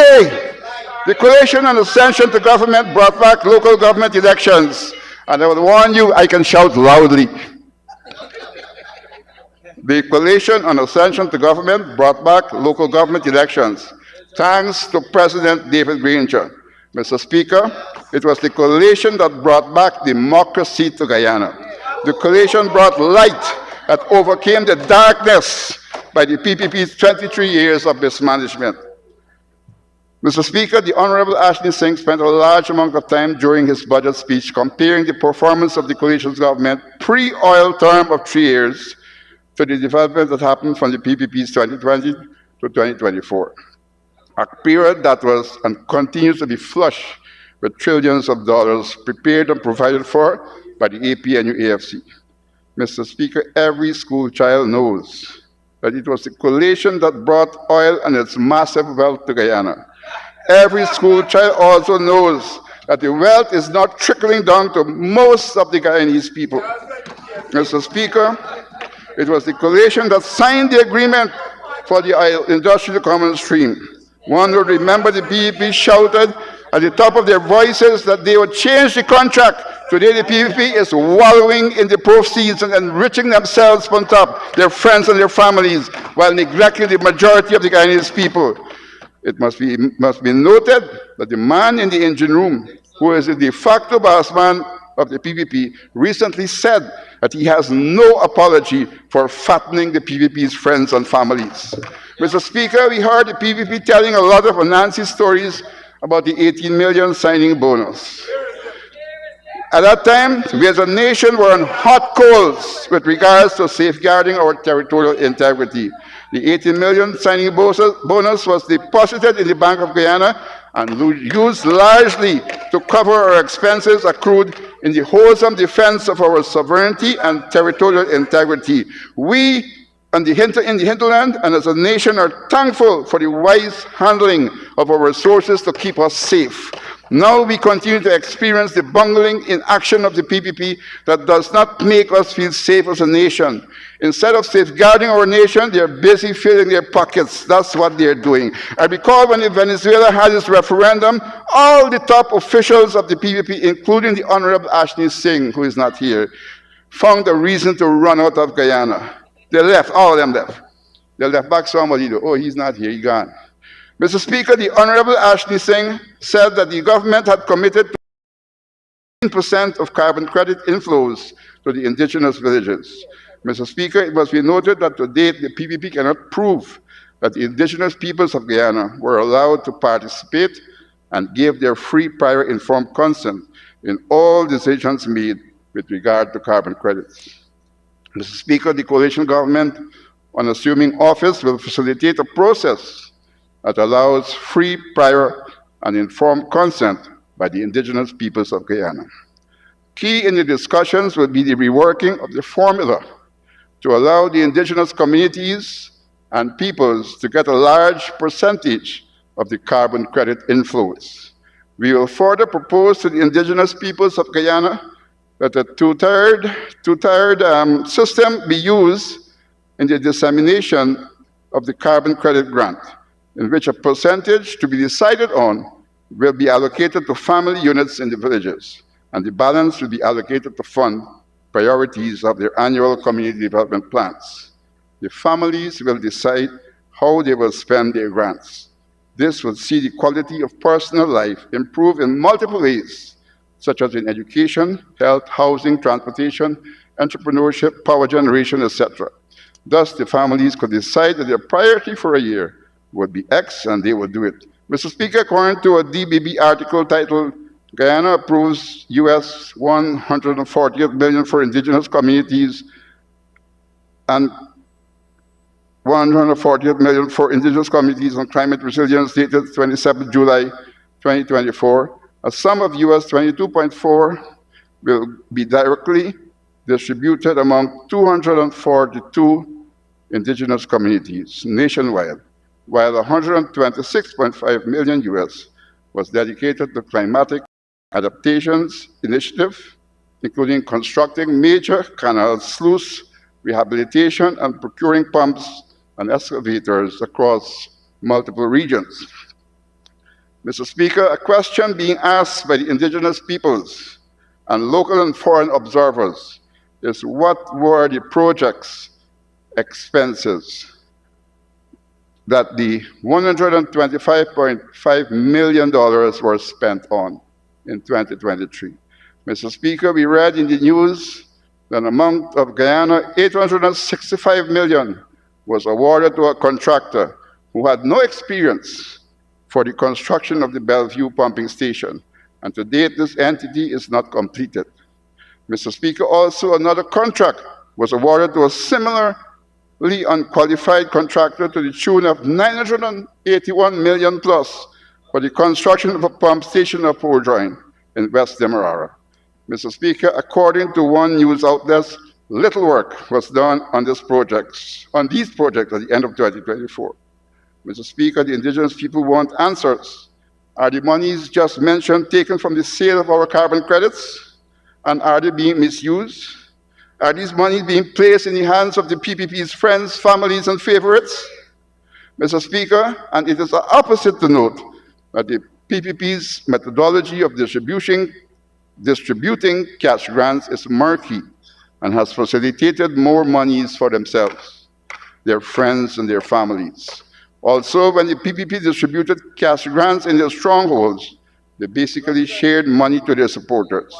In a recent distribution of business grants in Rupununi, I was informed by an influential PPP supporter that top PPP officials received cash grants on every opportunity.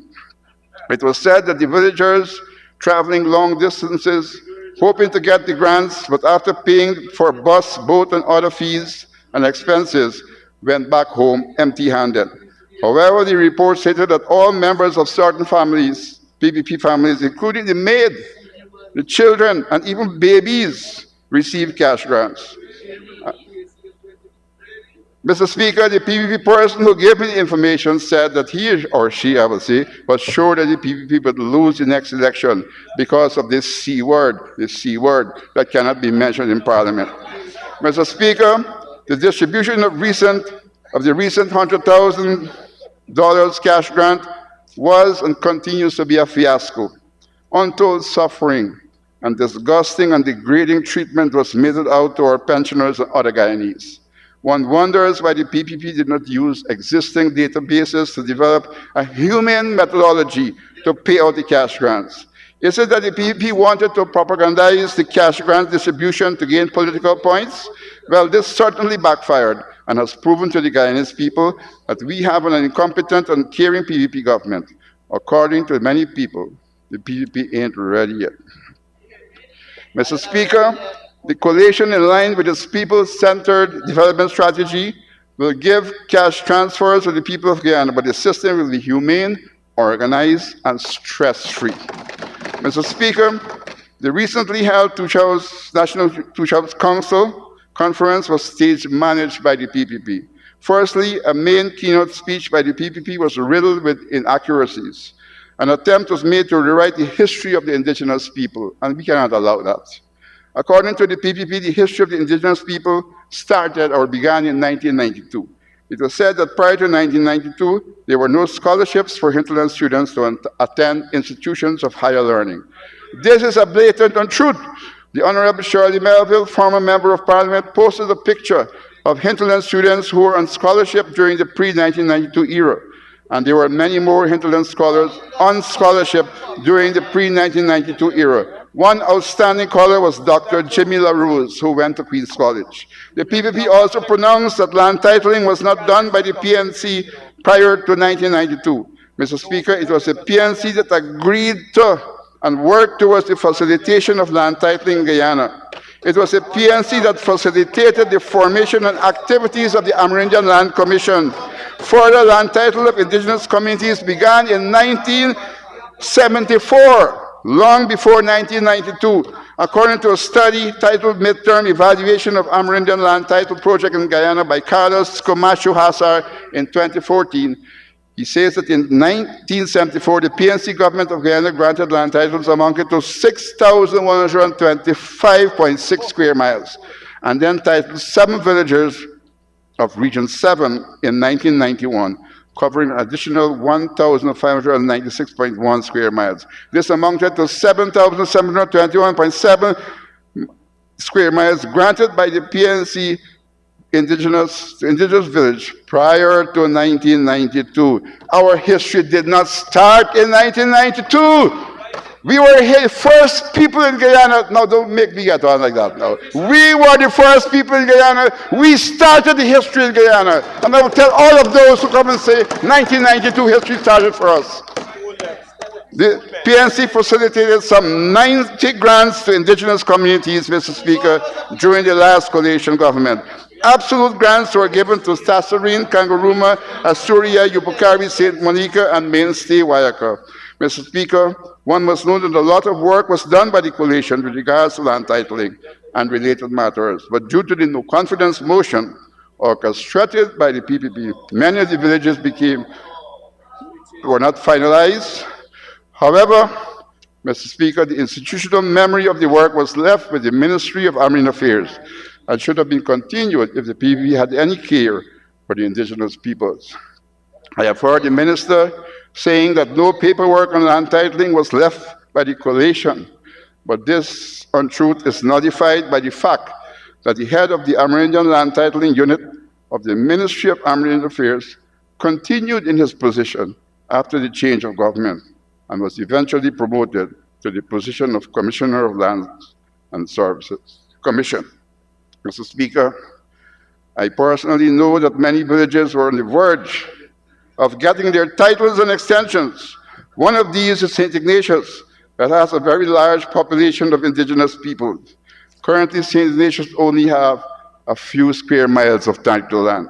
At a recent meeting, the Honorable Pauline Sukai, when questioned on the St. Ignatius extension that was applied for, said, and I quote, in her words, "Land don't grow." Mr. Speaker, for the Honorable Sukai, who holds the position as Minister of Armed Affairs, to say that land doesn't grow when asked about extension for indigenous villages, it shows her inability to empathize with the first people of Guyana. One wonder if the Honorable Pauline Sukai sees herself as an indigenous person. Somebody said sometime, it could be Chinese. For us, the first people, land is our mother. It is our sustenance. It is our wealth. Without adequate lands, we will be forced to live like fish out of water. We call on the Honorable Pauline Sukai to withdraw the statement that land doesn't grow and apologize to the indigenous people of Guyana. We call for an apology. When you say land don't grow, it's an insult to our livelihoods. Mr. Speaker, the PPP treats indigenous organizations as if they were foreign enemies. At the last NTC conference, the APA continued to be under attack by top PPP leaders. The APA is well known for standing up for the rights of the indigenous peoples of Guyana. We, the indigenous peoples, are pleased and thankful for the advocacy on our behalf by the APA. Also, the newly formed district councils, such as the Upper Macaroni District Council and others, are under threat by the PPP. It must be noted that it was the APNU AFC coalition government that formally recognized the South Rupununi District Council as a district council via Section 35.1 of the Amerindian Act. The next coalition government will make it a priority to ratify the district councils that make the necessary applications and are qualified under the Amerindian Act of 2006. Mr. Speaker, 2025 budget does not cater for a livable stipend for tushas and any form of remuneration for village councillors. The coalition government will increase the tusha stipend to an amount that compensates them for the hard work that they do and allow them to live in dignity. I will not call the amount because you all go on for that. Councillors will also be paid an honorarium. Councillors will also be paid. I will leave this to the other speakers after me to announce the amount. And sorry for y'all. Y'all gonna move out from there. Maybe not even over here. You're going outside.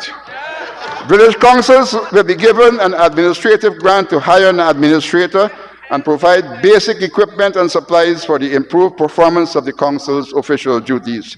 Mr. Speaker, our coalition government will continue the payment of presidential grants to villages, but will increase the amounts allocated to allow the village to have enough funds to improve their village buildings, vehicles, boats, engines, farms, etc.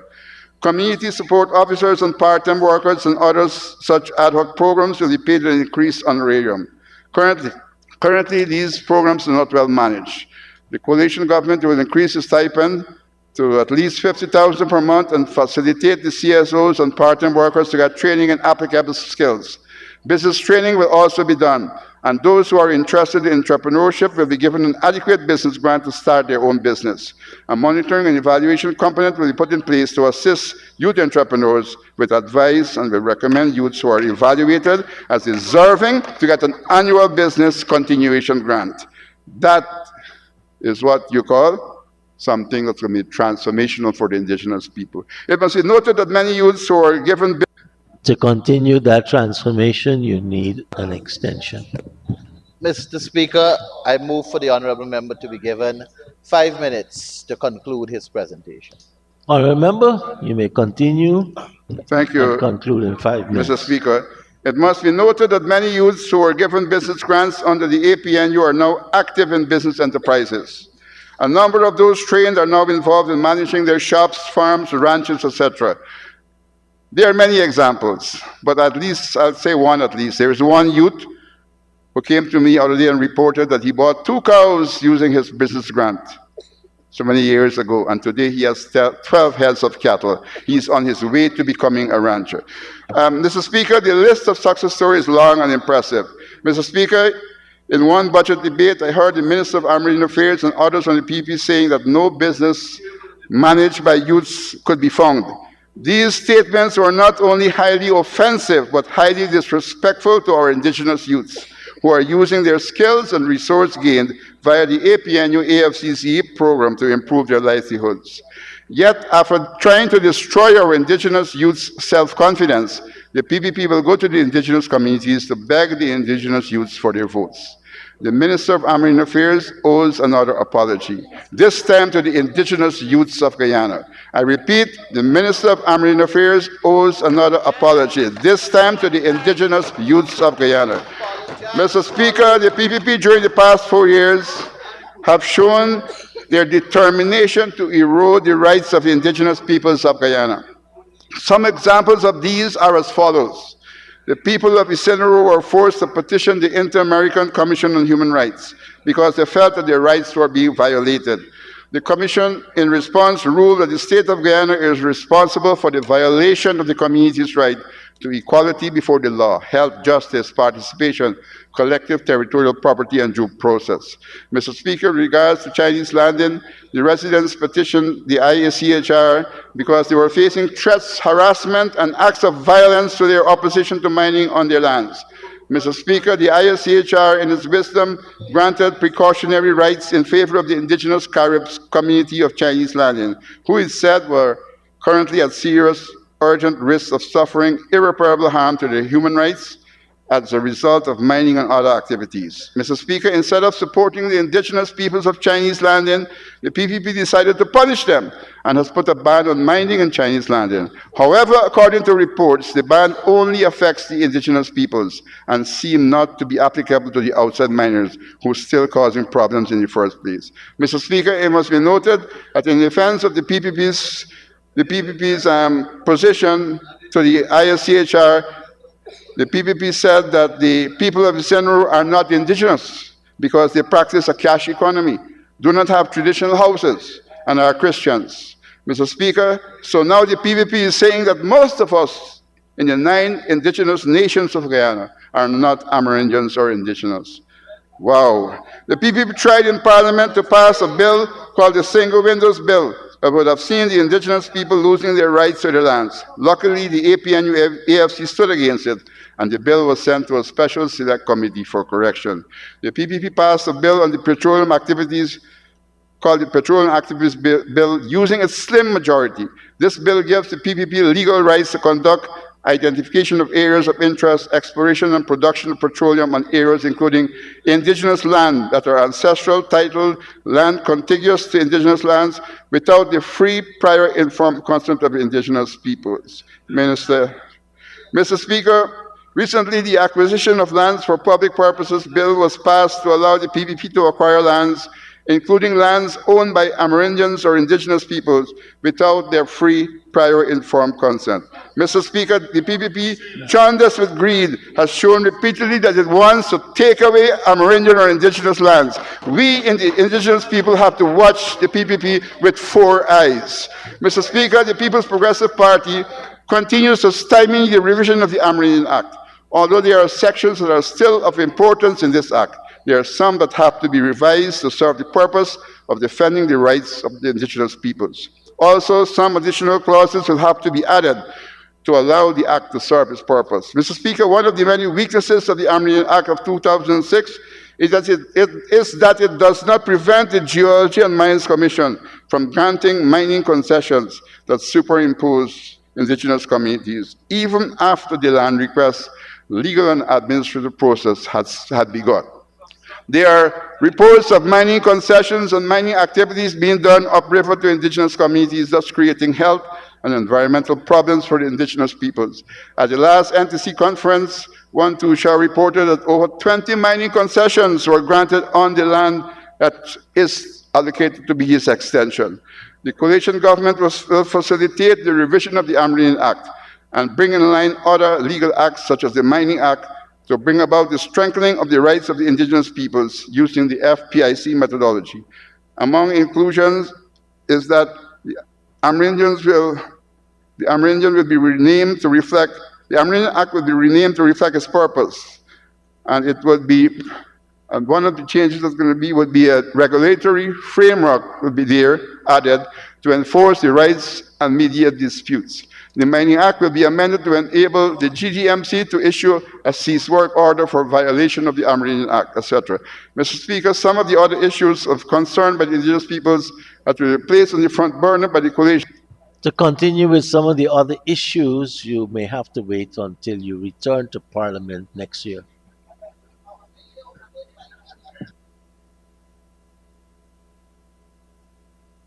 Thank you very much, Honourable Member. And now for the Honourable Member, Miss Yvonne Pierce.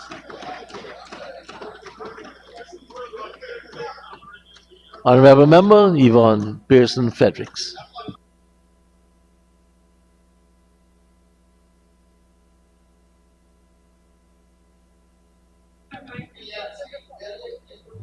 Thank you, Mr. Speaker. I rise to make my contribution, and not my contribution, but I can speak on behalf of the indigenous peoples, or the Amerindian peoples as we are called, of Guyana. And therefore, I'm proud to be standing here today representing the Amerindian peoples of Guyana, and also the ordinary working peoples of Guyana, the farmers, the laborers, the hotel workers, whatever. I stand here proud as a representative of the ordinary people. Mr. Speaker, as I said, I stand here in support of Budget 2025, a secure, prosperous, and sustainable Guyana. However, before I direct my attention to the budget, I wish to make some rebuttals. I would like to say to the honorable member, Mr. Henry, he writes on behalf of the Guyana Action Party. The Guyana Action Party GAP. But where is that party? So as far as we know, there's 2 members in the party, 2 members. But as I said, we on this side of the house, we reach out to the total population of Guyana. The People's Progressive Party reached to the end, to the utmost end of this country. And I can say that because I've been there. I've walked this land, from the rivers to the creeks, to the mountain tops, to the savanna, to the swamp. I have been there as a representative of the People's Progressive Party. And I haven't met anyone who can say, I am Guyana Action Party. So that leaves me to wonder, I only know 2 members. 2 members.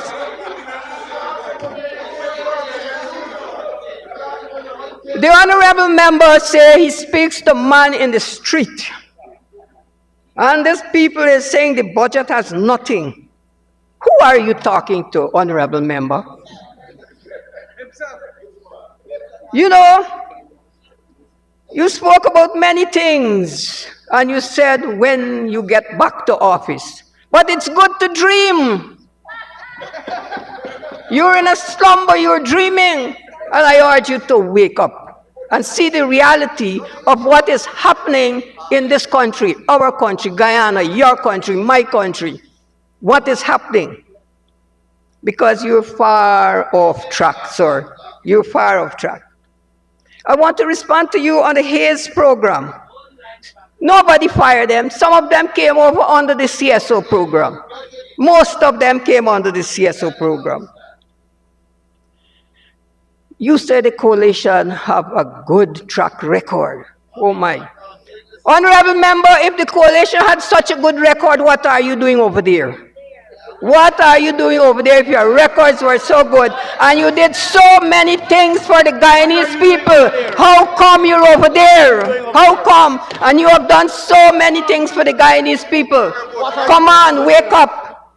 You're dreaming. You're dreaming. What are you doing? Honorable member spoke a lot about FPIC. Free, prior, and informed consent. Honorable member, I wonder if you use FPIC in the distribution of the $165 SLED project funds. Did you, 165 million, sorry, $165 million of the SLED project funds. Did you use FPIC? Free, prior, and informed consent. The honorable member spoke about land titling. Yes, it is true that prior to 1992, Amerindian villages, they did receive land title. Yes, that is true. You are correct, and I think that's the only correct thing you said. You are correct. However, under the PPPC, land titling continued. the project and the program continue. And I'm saying when we left office in 2015, funds were there to continue that project. And in May 2018, a former minister said I was unable to title any village. That is in public knowledge. I was unable. Funds were there. In your manifesto, in the APNU manifesto, they said, they promised that they would address the issue of land titling and Amerindian land titling. They said it according to international standards. So sorry you come here and talk about FPIC and international standards. They promised that. And what happened? What happened? They failed. They failed. Although in their manifesto, that was one of their big promise, to address the Amerindian land titling and Amerindian land issue according to international standards. And in May 2018, the minister said, I was unable to title any village. So then when was a village title? Under that administration, under AFC, APNU, or whatever they call themselves. When? Let me say, Mr. Speaker, I can say this because I was part of the land titling team. In fact, I was the head of the land titling team. So all the reports that was submitted, all the reports was work that we had done, that we left there. All they had to do was hand out the certificate. All the work that we done. And so what? So don't come bring promises again, honorable member. Get your information straight. Mr. Speaker, I wish to say, on day number 1, the honorable member, Jurita Finance, in her presentation, she said people are poorer now. Poorer. In her presentation, she said if you walk around the villages and talk to the people and ask them if they have received funds, millions of dollars, people are poorer. In her presentation, she said that the government is reckless in spending. Mr. Speaker, I wish to say, I don't know where the honorable member visit. I don't know who she's talking to.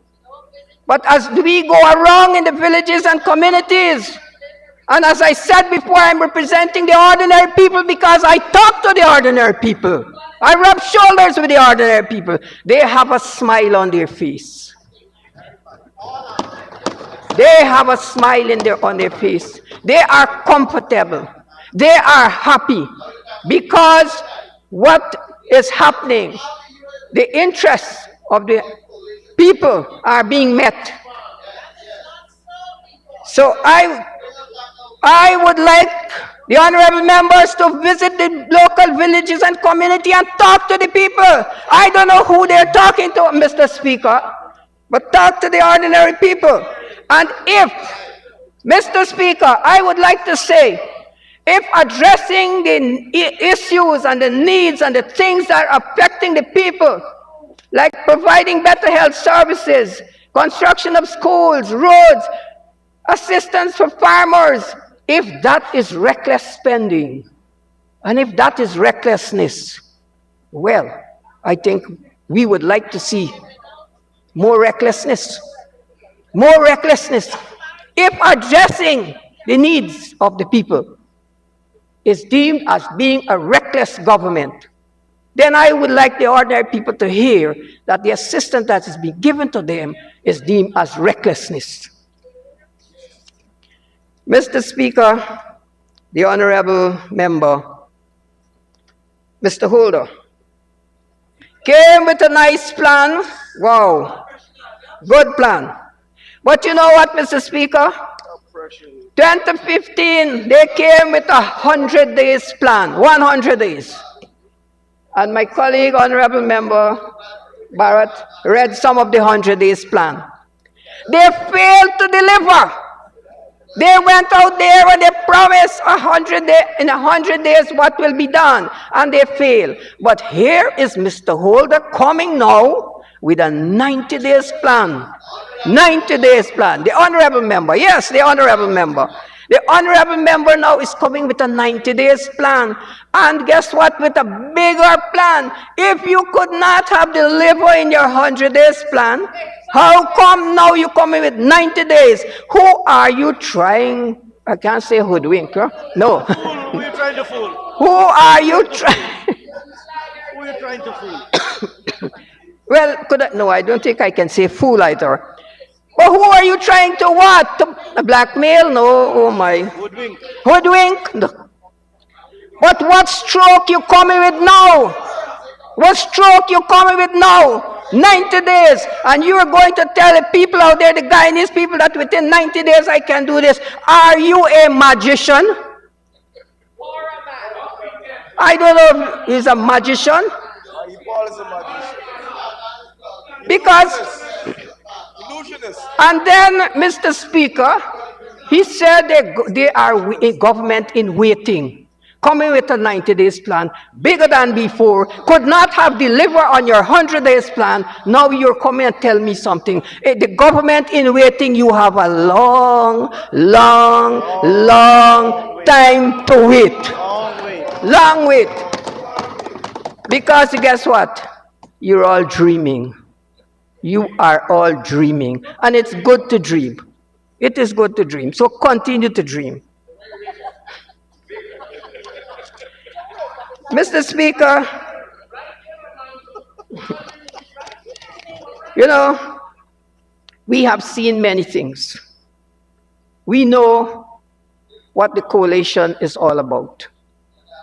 And the Guyanese people knows what the coalition is all about. And Mr. Speaker, they can see, because it is there for all to see, the development, the transformation that has taken place within the past 4 years. It is there. It's not anything that we can hide. Everyone can see and everyone knows. A lot of people listen to the budget. They're saying that nothing is in the 2025 budget, but the ordinary people see benefits. The ordinary people see benefits. The ordinary people have seen what has taken place from 2020, from August 2020 to today. The ordinary people see, and they remember. They remember what had happened before. They remember. It cannot be erased. One presenter said that the APNU, the AFC brought back democracy to this country. That is untrue. That is untrue. Mr. Speaker, maybe I'm one of the oldest person in this house, and I lived the life for many years, and I know what it was. Before 1992, I know the suffering, and I can talk about it. I can talk about it. I know the suffering. And I know when democracy was brought back in this country. I know, 1992. 1992. And I know in 2018, when the honorable member, Ms. Ferguson, went to my village in Mainstay and said to the people, don't vote for Yvonne Pearson. No, because we have the money now. We are the APNU AFC. She told the resident of my village, don't vote for me because the PPP is not in office and they don't have the money. The honorable member, Mr. Speaker, that is a fact. That is the truth. And I know what happened. And I know when democracy was brought back. And I know when freedom of speech returned to this country. I know. because I was there for many years. And there are many things that I can say, but I would not say it here. I would not say it here. But I know, because I've lived. I know. Mr. Speaker, as I said before, tremendous development. And sir, I would like to, we have heard mention about the low carbon development strategy. We have heard of the many development that has taken place within Amerindian villages and community.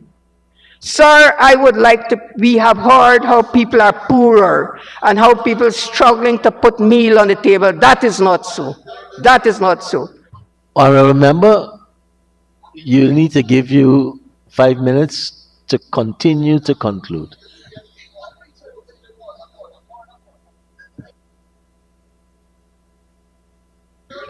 Mr. Speaker, I'd like to ask the honourable member be given 20 minutes, 5 minutes. 5 minutes to continue. According to my record, she has. Thank you, Honorable Minister. Honorable member, you have 5 minutes in which to conclude. I wish to say now, and I wish to call figures, sir.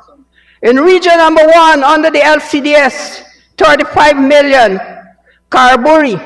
And I wish to say what the senior councillor said. And I quote, Mr. Earl Rodriguez is the committed senior councillor of Carbury. He noted that the satellite village benefited tremendously from the 2023 LCDS carbon credit allocation. Mr. Rodriguez appreciates the democratic nature of the program, which empowers residents to take charge of the development. He also thanked all the actors throughout the various levels of government who work tremendously towards indigenous development. Sir, this is just one, and I have many here from region 1 to 10. We have persons who are saying how they benefited, and I wish to say even from Shulinab, where the honorable member come from. They benefited from $24 million. And this is what 2 pensioners said. This is what my wife and I are benefiting from the carbon credit money. We use our allocation to do better farming. That is what said. My wife and I, we live alone and we are old. We depend on our farms. Mr. Speaker, and if I had the time to go through all that I have here, this is what directly from the villages, this is what they benefited from. I wish to say, sir, Honorable Member Jurita said, finance, people are suffering, people are poorer, but here I have from Cartabo, which is not far from Bartica. Here I have from Agatash, which is nearby to Bartica, and I wish to read what they said.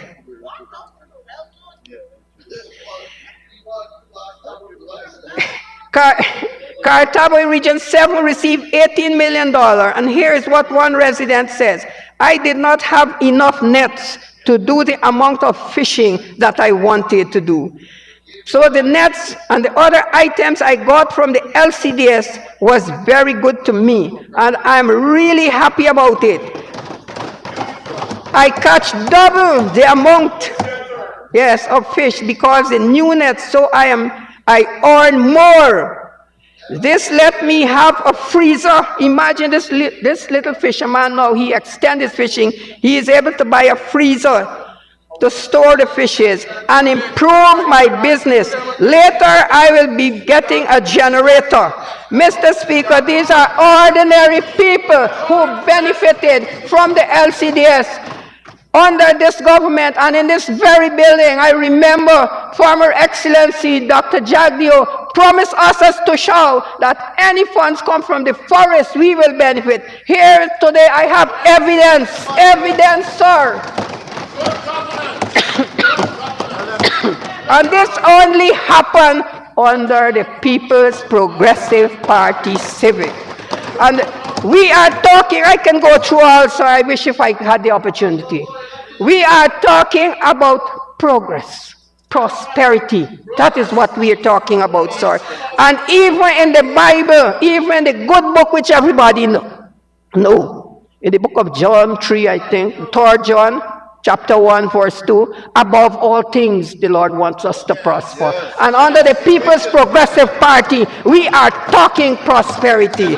Sir, and our motto, we are a secure, prosperous, and sustainable Guyana for all Guyanese. Sir, I'm sorry that I cannot even address what is there for us, the Amerindian people, in the 2025 budget. In closing, sir, I want to say to the honorable member, Ms. Chandler, I cannot remember the exact words, but I think she said something like this. She sees no reason why we shouldn't support the budget. And I think that's good thinking, sir. Put Guyana first. Put our people first. All right. I said, thank you, Ms. Chandon. Yes, good thinking. Let us all put the people first. This is our country, and we ought to look out for our people. And I am saying, sir, regardless of what is being said, the honorable member left because they don't want to hear the truth. And in my hands here, I have facts. Facts. And that is what I would like to present to this honorable house. So, sir, on behalf of the Amerindian peoples of this country and the ordinary people, we support 2025 budget. Securing future for prosperous Guyana. Thank you very much. Thank you very much, Honorable Member. Ms. Pearson Fredericks. I now invite the Honorable Member, Ms. Tabitha Sarabo Hali, to make her contribution.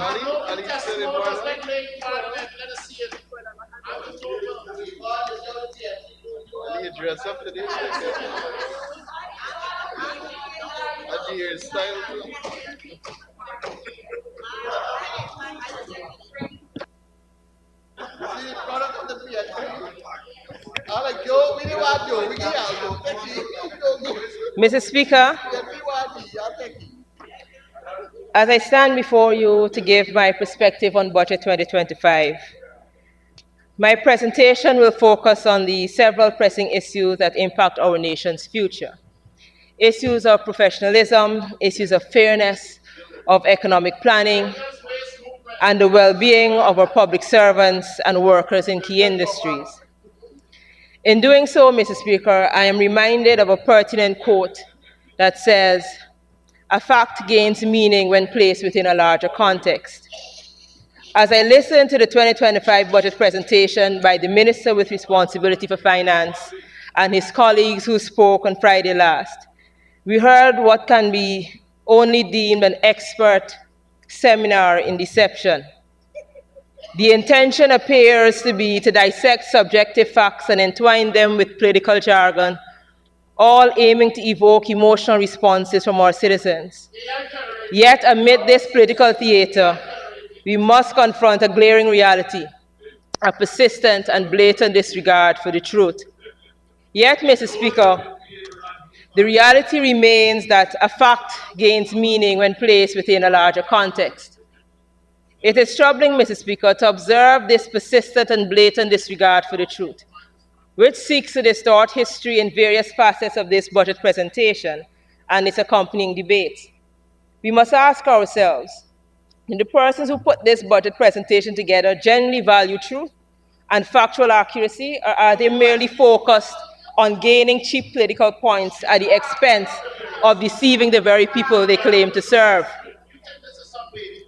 Mr. Speaker, as I listened to the minister wax lyrical about this budget, it was not difficult to recognize the validity of the statement made by former Minister Winston Jordan when he said quite recently that the budget, like all other PPP budgets, were not grounded in any medium or long-term plan. It befuddles my mind, Mr. Speaker, as to how people who claim to be learned cannot appreciate the necessity of things like a robust strategic plan. How can you run an entire country without a blueprint for growth and prosperity?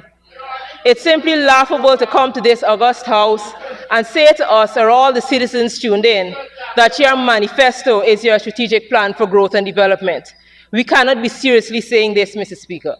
A strategic development plan provides a framework for decision-making, ensuring that every budgetary allocation aligns with your long-term vision. Without this foundation, Mr. Speaker, we risk creating budgets that may respond to immediate needs, but fail to prepare us for future challenges. Mr. Speaker, just elaborate to help those of us who simply cannot grasp what I'm trying to say. If we were to consider some of the works being done by contractors who are building our roads all across this country, and a few weeks after the ribbon cutting, they begin falling apart. The exterior looked perfect at the inception, upon completion, but an obvious weak foundation meant that the construction was fated to fail. Similarly, a budget devoid of strategic direction is destined to falter, leaving our economy vulnerable, Mr. Speaker. If we believe that our citizens deserve proactive governance, then we would invest in a strategic framework. Mr. Speaker, as we try to wrap our minds around the need for a strategic plan, even after 4 years into this administration, let's take a look at the title of this budget: A Secure, Prosperous, and Sustainable Guyana. Mr. Speaker, in all fairness, if we are to look at the budget without putting it into context, one can say that there are significant investments in sectors such as education and health, because both sectors will receive more money than they did last year. It would be difficult to overlook the reality that certain measures will put extra monies into the pockets of Guyanese. But as I said earlier, Mr. Speaker, a fact gains meaning when placed within a larger context. You see, Mr. Speaker, nothing in this document specifically addresses how the proposed measures will directly contribute to security, to prosperity, and sustainability.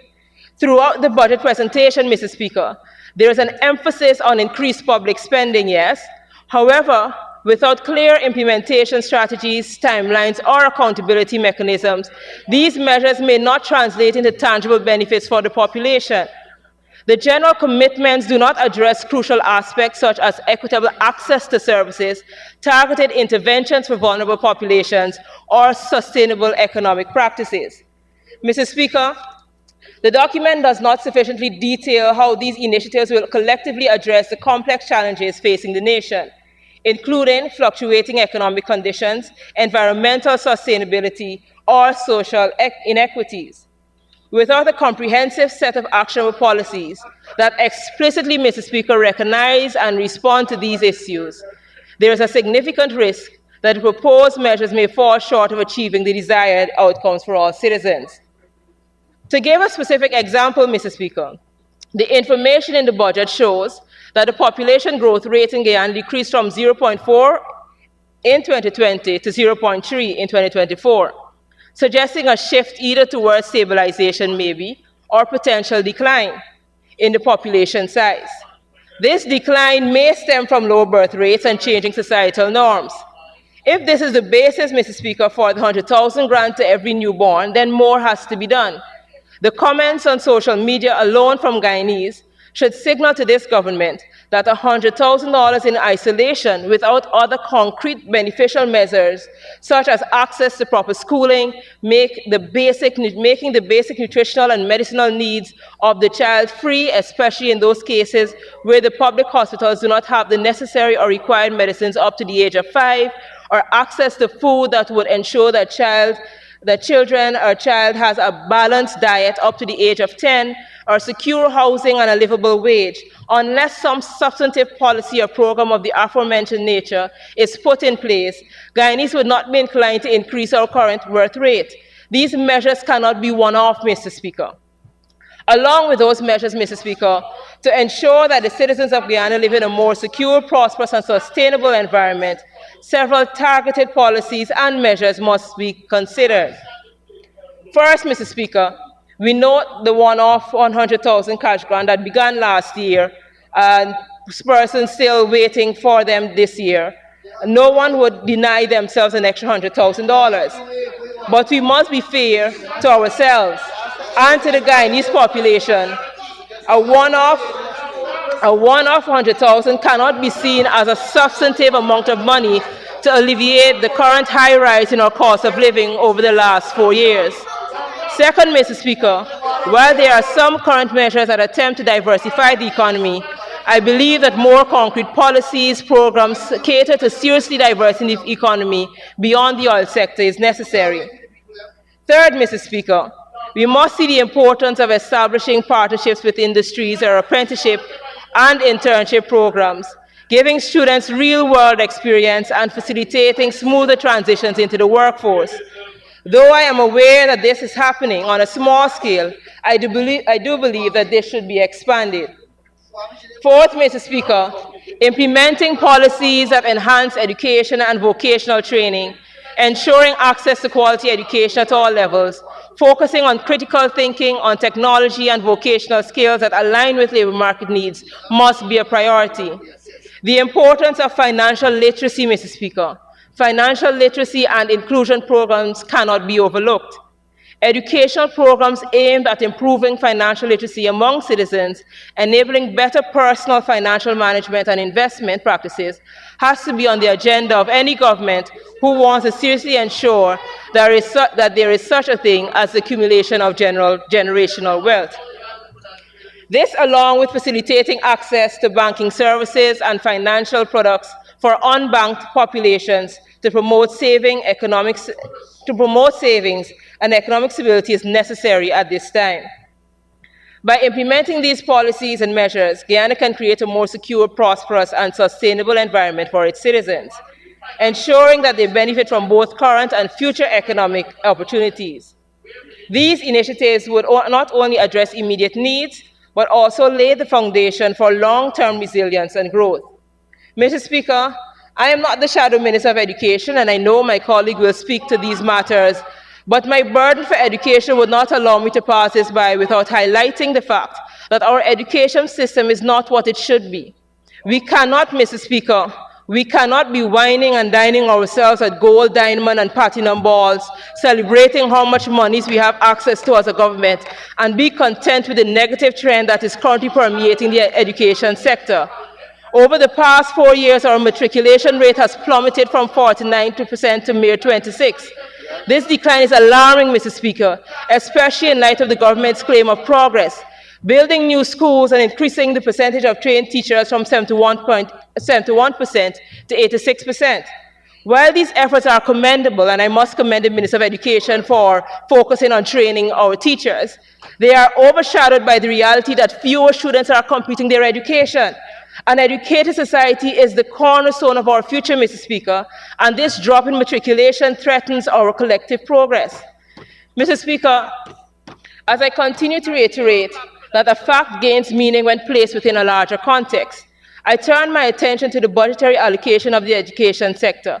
Though at first glance the dollar amount given to education is more than last year or the year before, the fact in context is that the compounding the issue of matriculation is the reduction in our investment in education, which has decreased as a percentage of the national budget from 15.6 to 12.4%. This decline in funding directly impacts our ability to provide quality education resources to our children, hindering their chances of success.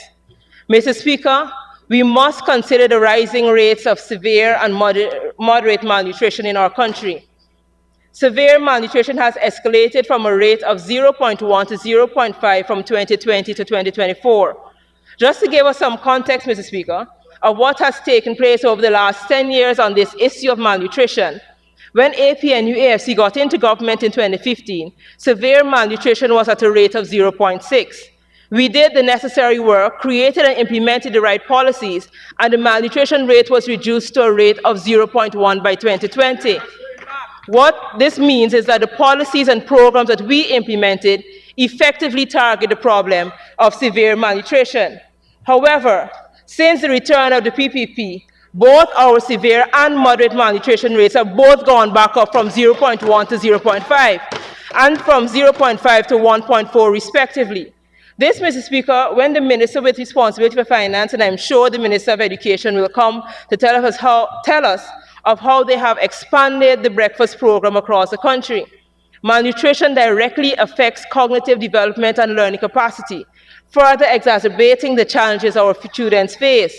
This, Mr. Speaker, when there is so much chatter of the amount of food that is dumped after these myriad of events that happen throughout the year due to excessive ordering of food and a need to flaunt and brag, putting on a show for people while our children are going to bed hungry, must be recognized for the tragedy it is. It is imperative, Mr. Speaker, that we not only build schools and train teachers, but also address the underlying issues affecting our youth, including adequate funding for education and the nutritional health of our students. Mr. Speaker, efforts must be made to ensure that every child has the opportunity to thrive academically and physically, reversing this troubling trend and contributing to a more educated society. Mr. Speaker, as I turn my attention to the hard-working individuals who contribute to our national growth, specifically at this point our oil rig workers, it is imperative that we also prioritize the welfare of the individuals who make this industry thrive. Many of these dedicated individuals, Mr. Speaker, endure grueling work schedules, often working weeks at a time on the job, only to return home for the same amount of days without any financial compensation for their time off. This is not just a statistic, Mr. Speaker. It's a harsh reality for the Guyanese who sacrifice their physical well-being for the benefit of our economy. The backbreaking work they do on the rigs deserves recognition and, more importantly, proper compensation. The weight of this reality bears down on them, Mr. Speaker, causing anxiety and preventing them from recuperating fully during their well-deserved time away from labor. They should not have to scramble for jobs during their day-off days to survive. Instead, they deserve appropriate benefits, health benefits, paid time off, and fair compensation that reflects their valuable contribution to our economic landscape. They should receive compensation not only for the hours they toil, but also for the time they spend recuperating at home. We must ensure that they can live with dignity and without the stress of financial instability. Their days of rest ought to be just that, days to recuperate, to reconnect with their family, and to recharge for another rigorous stretch on the rig. It may be difficult for some of us to understand because if we are told the amount they make, it sounds like a lot more than other Guyanese are making. But when you divide it by the amount of time they spend on and off the rig, it would become clear that it's not as large as it appears. Mr. Speaker, as we navigate the oil industry, it is alarming to hear reports that Guyanese workers who are integral to our nation's progress may be subject to arbitrary salary limits. This not only undermines their contributions, but also raises serious questions about commitment to equitable economic growth. Each of our workers, regardless of nationality, deserves to be compensated fairly for their skills, dedication, and hard work. What compounds this issue, Mr. Speaker, is the unsettling reality that for the same roles, some non-Guyanese are reportedly being paid more than their local counterparts. This stark disparity creates divisions in our workplaces and a sense of injustice that resonates through our communities. It is not just about wages, Mr. Speaker. It's about respect. It is about acknowledgement and valuing the labor of our own citizens. Guyanese workers have invested years of training and education and experience to contribute to our oil sector. They embody the spirit of our nation and its potential. To impose a cap on their salaries while allowing others to earn more for the same work is not only unfair, but detrimental to our unity and collective progress as a nation. It is crucial for us to demand transparency, fairness, and accountability from both our government and the oil companies. We need to ask, why should there be a ceiling on what a Guyanese can earn within their own land? Why should the measure of worth be dictated by nationality rather than skill and dedication? Mr. Speaker, I stand here today to implore the PP government and the Minister of Labour to enact comprehensive policies that ensure fair pay without discrimination, allowing every worker, Guyanese or otherwise, to thrive in a just environment. Our shared prosperity depends on the dignity and respect we afford to all who work in the oil industry. Mr. Speaker, I would like to now address a cornerstone of our governance system, the public service. It is a pillar, Mr. Speaker, that holds our society together. I have spoken year in and year out about the need for our public service servants to be treated more fairly, impacting everything from infrastructure development to essential services that our citizens rely on daily. The effectiveness of our public service hinges on a simple yet profound principle: the importance of professionalism in every role within it. As we stand at the crossroads of progress, Mr. Speaker, we must recognize the plight we face when unprofessional individuals are placed in positions of authority, when these individuals lack the knowledge, the experience, and competency necessary for their roles. It creates a ripple effect throughout the entire system.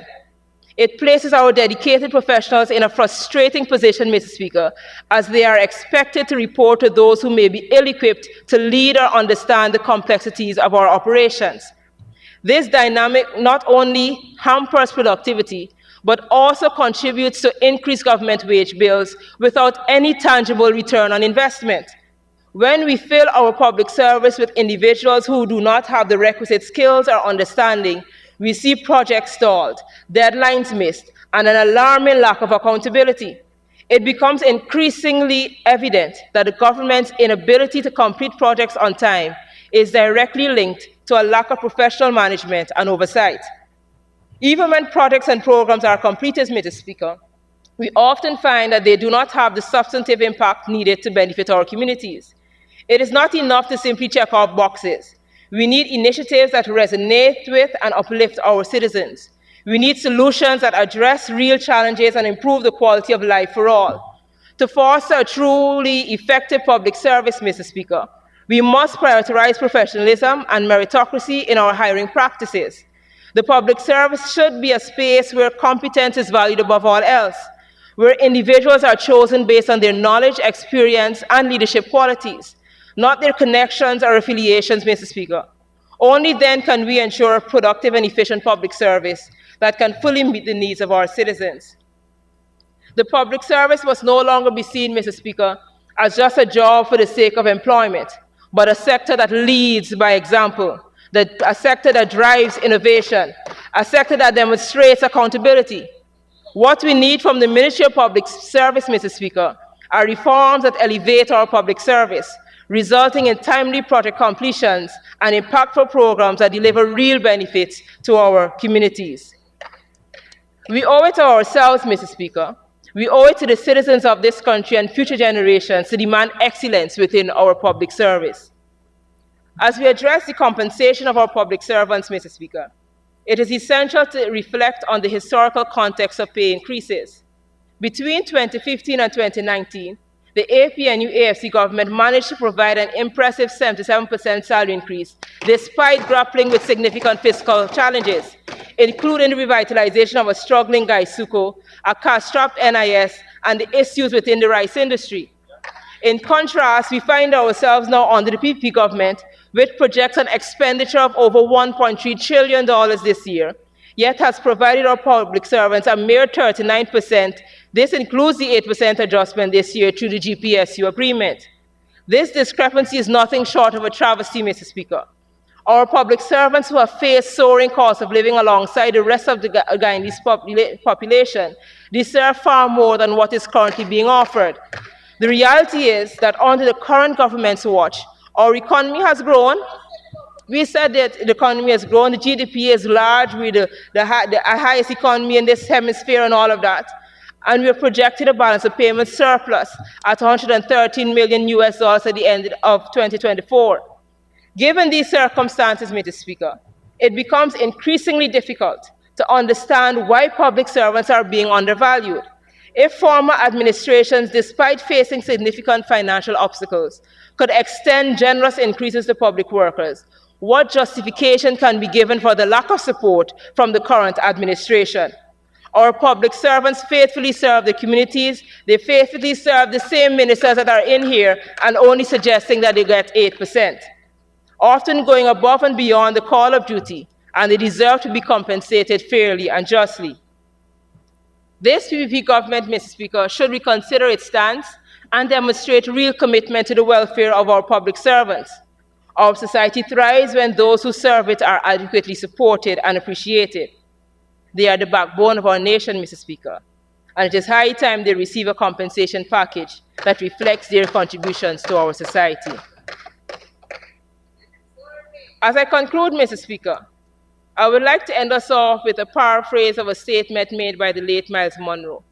As we find ourselves in the beginnings of another election season, I believe we find ourselves grappling with the following as a nation. Politics without principles.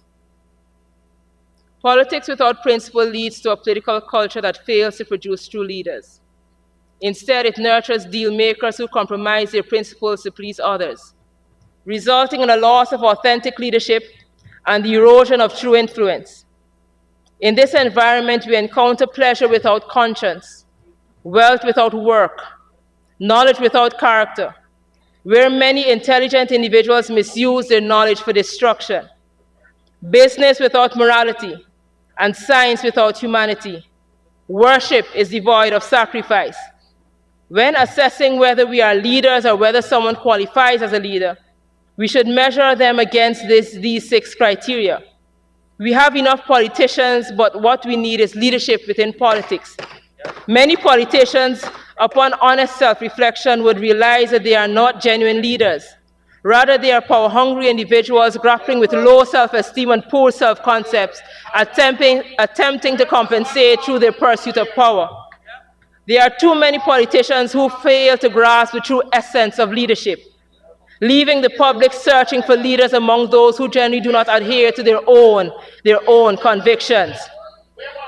Politicians often focus on programs rather than a compelling vision, prioritize securing the next election over the welfare of future generations, and are preoccupied with promises rather than purpose. Consequently, they seldom discuss the concept of purpose, leaving the impression that politics is available for sale, rather than emphasizing authentic leadership.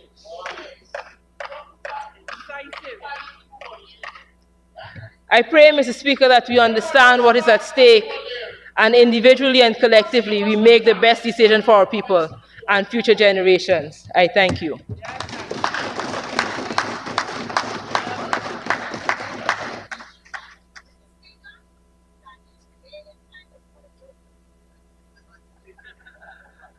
Aye, aye. And now for the Honorable Member, Dr. Jennifer Westford.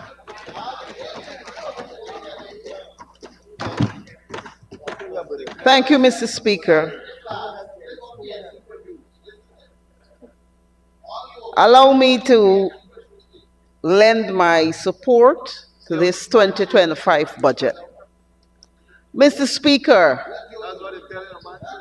redemption is at hand in this honorable house.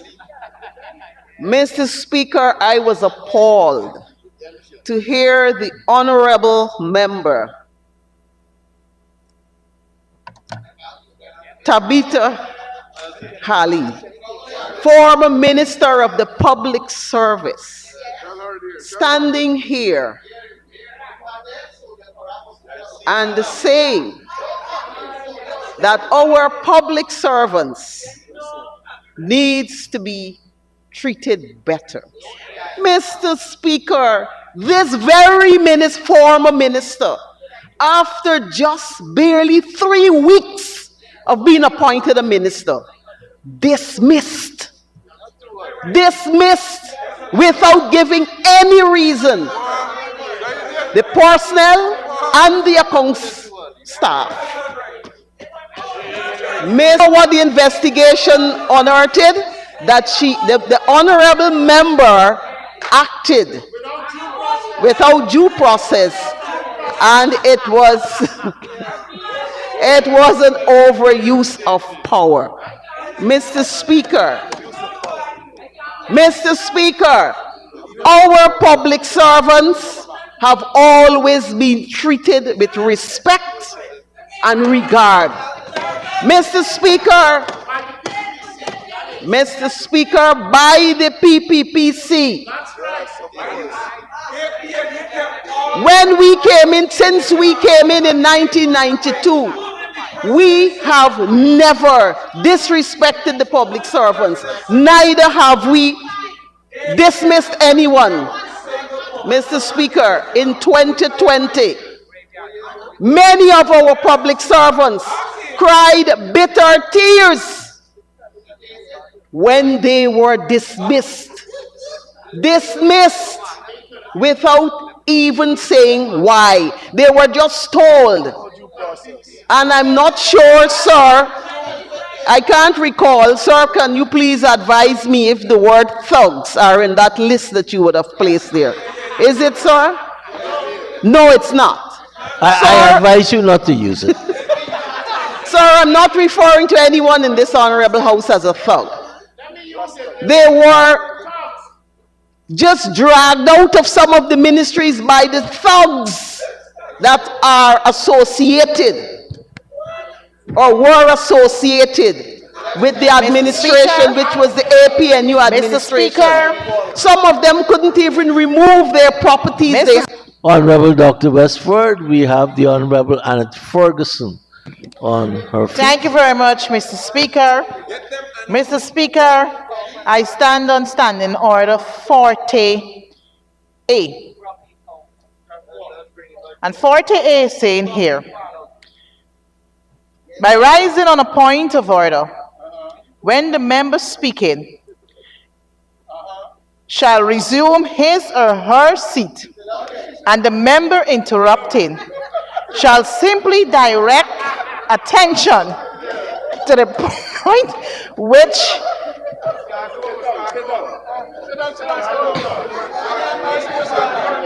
Honorable Dr. Westford, you may continue.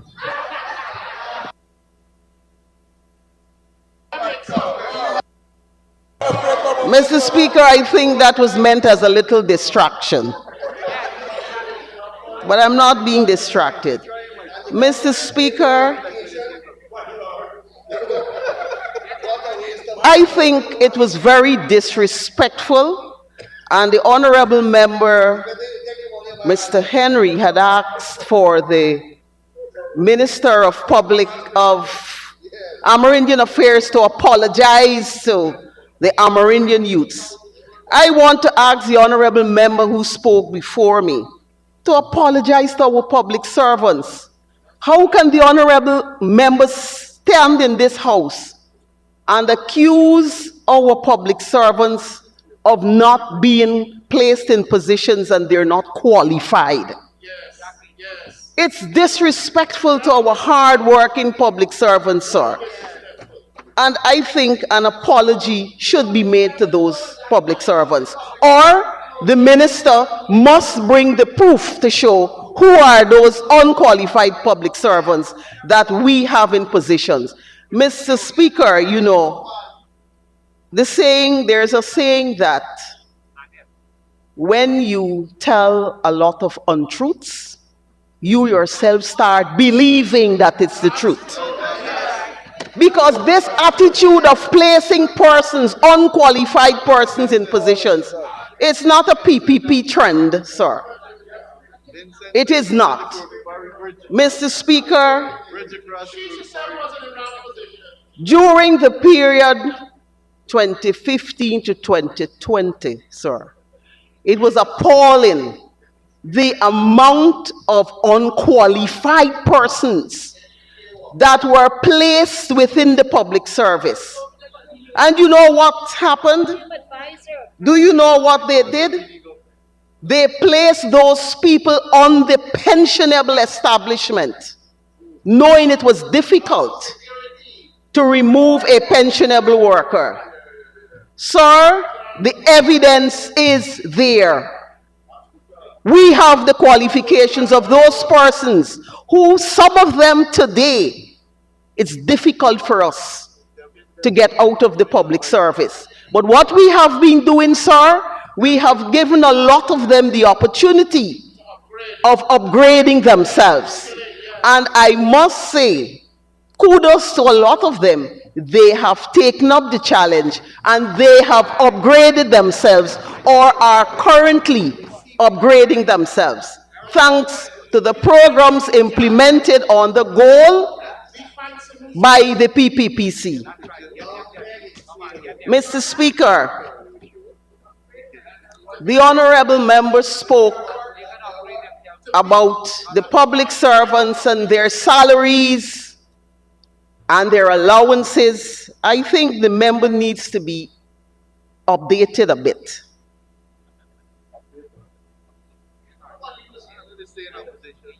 Yes, there were salary increases on the APNU over the period 2015 to 2020. But there was nothing done for allowances, sir. Sir, on the 10th of December 2024, a landmark agreement was signed between the government and the Guyana Public Servants Union.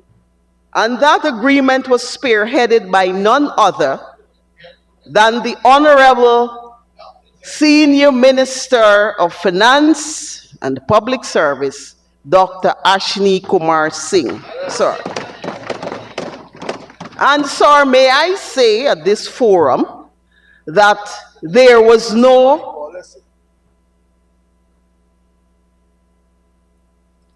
Sir, I'm thinking because I don't want to say any words that you will stop me on. Mr. Speaker, there were no promises as happened with the teachers' negotiation a few years before that, in 2019.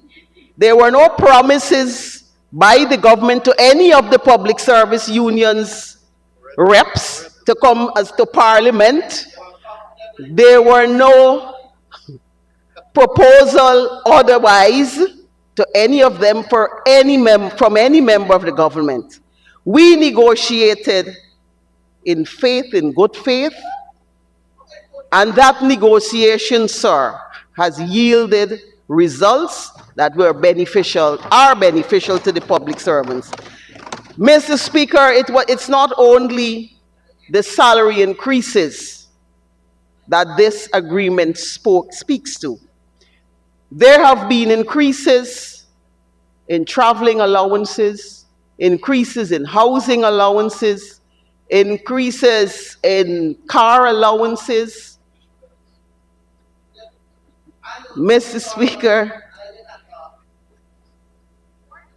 you weren't going to work. You had to go to work. You were skiving. You were malingering. That's the word. Mr. Speaker, risk allowances. Allowances that indeed our public servants have been clamoring for changes in. And Mr. Speaker, I dare say all of our public servants are not a category that are placed in a bunch and they do not benefit.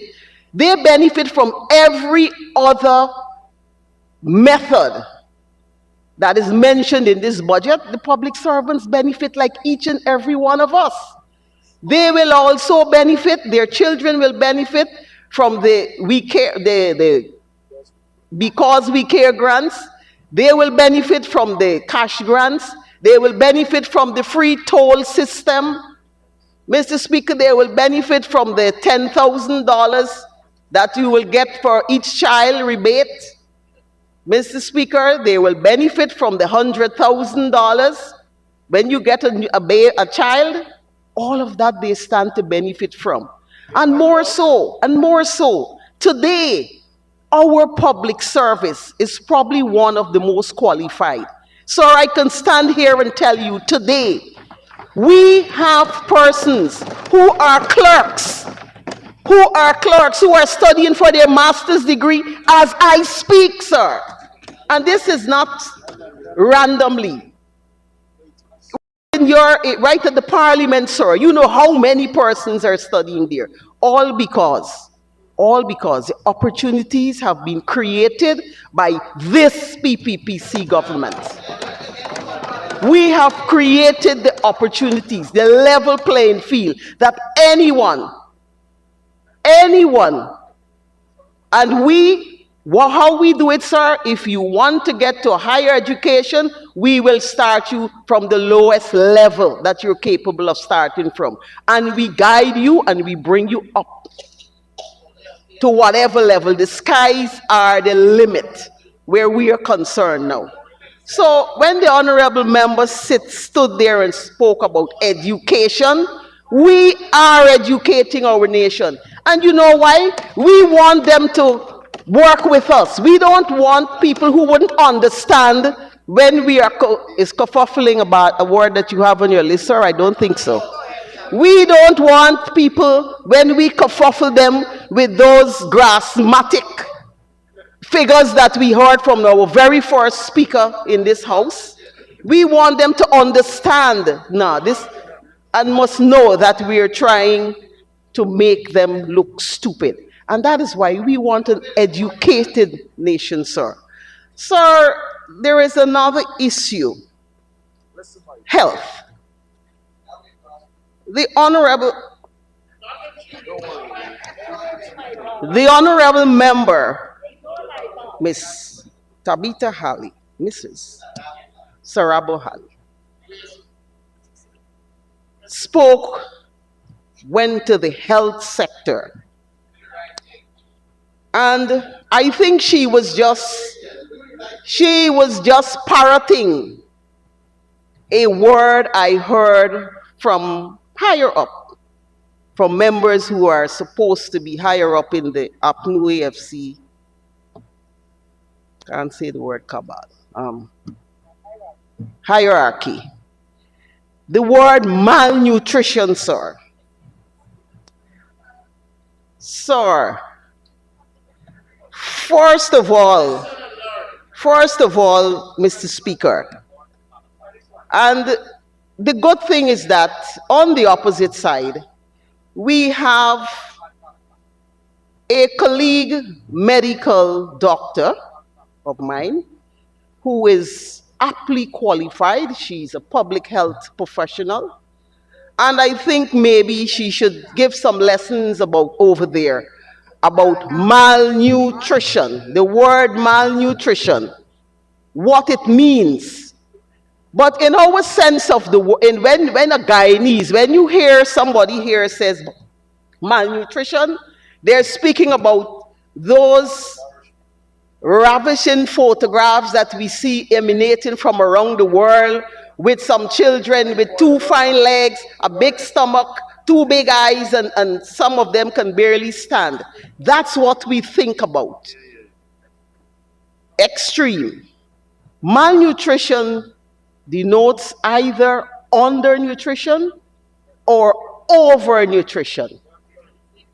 Undernutrition or overnutrition, both are deemed malnutrition. Mr. Speaker, we have an issue. We have an issue of overnutrition in this country. It is actually becoming an epidemic in this country right now. We have an issue where we cannot get our parents and our guardians to stop overfeeding children. We have programs.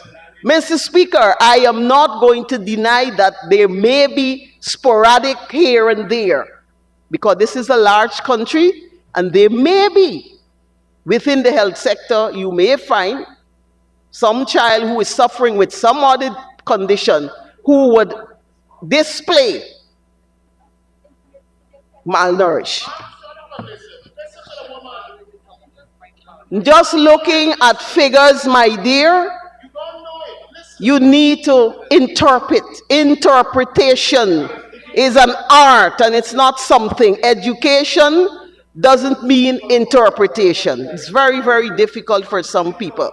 Mr. Speaker, let me tell you, there are very few people in this room today who knows what malnutrition is and what it was in this country. Mr. Speaker, I have Dr. Frank Anthony here, Dr. Vishwa Mahadio. We have The Honorable Member Gail Teixeira. And maybe there are some others here who might know. Mr. Speaker. Oh, we have Dr. Berry Ramsaran, sorry. Yes. Mr. Speaker, I can stand here and speak about it. I worked in every single region of this country of ours. Every single region. Every single region. And we had those issues in every single region. But worst of all, it was so bad, sir. It was not under the PPPC. It's not under PPP either. Because we never had, Mr. Speaker, it was so bad in Georgetown, in Region 4. It was so bad that you had a special ward, a special children's ward for malnutrition. And Mr. Speaker, anybody with a conscience who weren't a medical practitioner and was accustomed to seeing those things would have cried and fallen down. Mr. Speaker, this lasted from the 1980s until that ward was abolished in the latter half of 1993. Honorable Member, I can agree with you because I did C-Rex to deal with that. We will need to give you an extension to continue to complete. Mr. Speaker, I'd like to ask for the honourable member to be given another 5 minutes to conclude her presentation. Honorable Member, you may continue. Speaker, don't be afraid. Some of my other colleagues will continue where I will leave off. Mr. Speaker, I have to speak on this malnutrition thing. It is something that continues to rear its head every single budget. Every single budget. And no one is taking, I think they know exactly what they're saying, but they're just being facetious is a bad word, sir? No, it's not. You don't have that in your list. Mr. Speaker, I'm telling you, it was very bad. We, the PPPC, we diminished the malnutrition levels to such a level that there was no need for that ward any longer. We had special nurses as malnutrition nurses, sir. But you know what? You know what, sir? I think the time has gone for we to see them white mouth pick me, but them accustomed to seeing. That was the terminology that used to be used. They were looked at as inhuman, not human. It was very bad. So, sir, I would ask my colleagues on the opposite side and their associates to stop trying to land and put it as if we created malnutrition. Mr. Speaker, we have such good programs now. We have our MCH programs, our vaccination program. Look at our figures. It's second to none in this region, sir. Second to none. We have programs. We have nutritional programs, not only for our babies. It starts from the mother. From the pregnant mother, we start our nutrition because we want to ensure that we have healthy persons, healthy people in this country, because we want a healthy nation. And all of our policies, sir, are geared towards a healthy, prosperous nation. Mr. Speaker, so when people stand here and speak about no education, no food, I heard the honorable member, Mr. Henry, spoke about people hungry and people walking. I don't know where he's living if people are hungry, but he doesn't seem to be hungry. So we have to be careful he's not eating all the food from the others. Mr. Speaker, I want to say that this government, our policies are geared at ensuring that this country, that every single man, woman, child, that they have a prosperous, healthy life. And Mr. Speaker, no amount of misinformation as is being peddled by my friends on the opposite benches and their, no, I wouldn't say surrogates. I think that's in the list. And their associates. No amount of that will deter us from what our aims are, sir. We will continue this trend of development. We will continue moving forward, and this country will be a country, and as the Honorable Mia Motley said, we are going to be Little Dubai or Big Dubai one day. We are going to ensure that we love our people, they're our people, we are in the government, and we are going to be here to implement such policies and better policies for the next 2 decades, sir. So those who are dreaming about being here after this year, keep dreaming. Probably we'll give you some pillows and some blankets. Thank you. Thank you very much, Honorable Member. Honorable Member, let's take a break for another 40 minutes for some nourishments.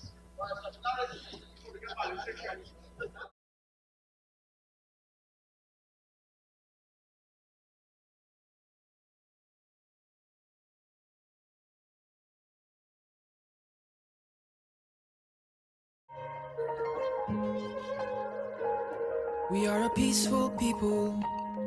Struggle is with struggle, and we don't look for trouble. Just ask around. But when outside faces from foreign places talk about taking over, we ain't backing down. We ain't giving up no mountains, we ain't giving up no tree, we ain't giving up no river that belongs to we. Not one blue sake, not one rice grain, not one karage, not a blade of grass. This land is all I know. We gonna make it somehow. We will bend like a bow and never break. Our fathers came here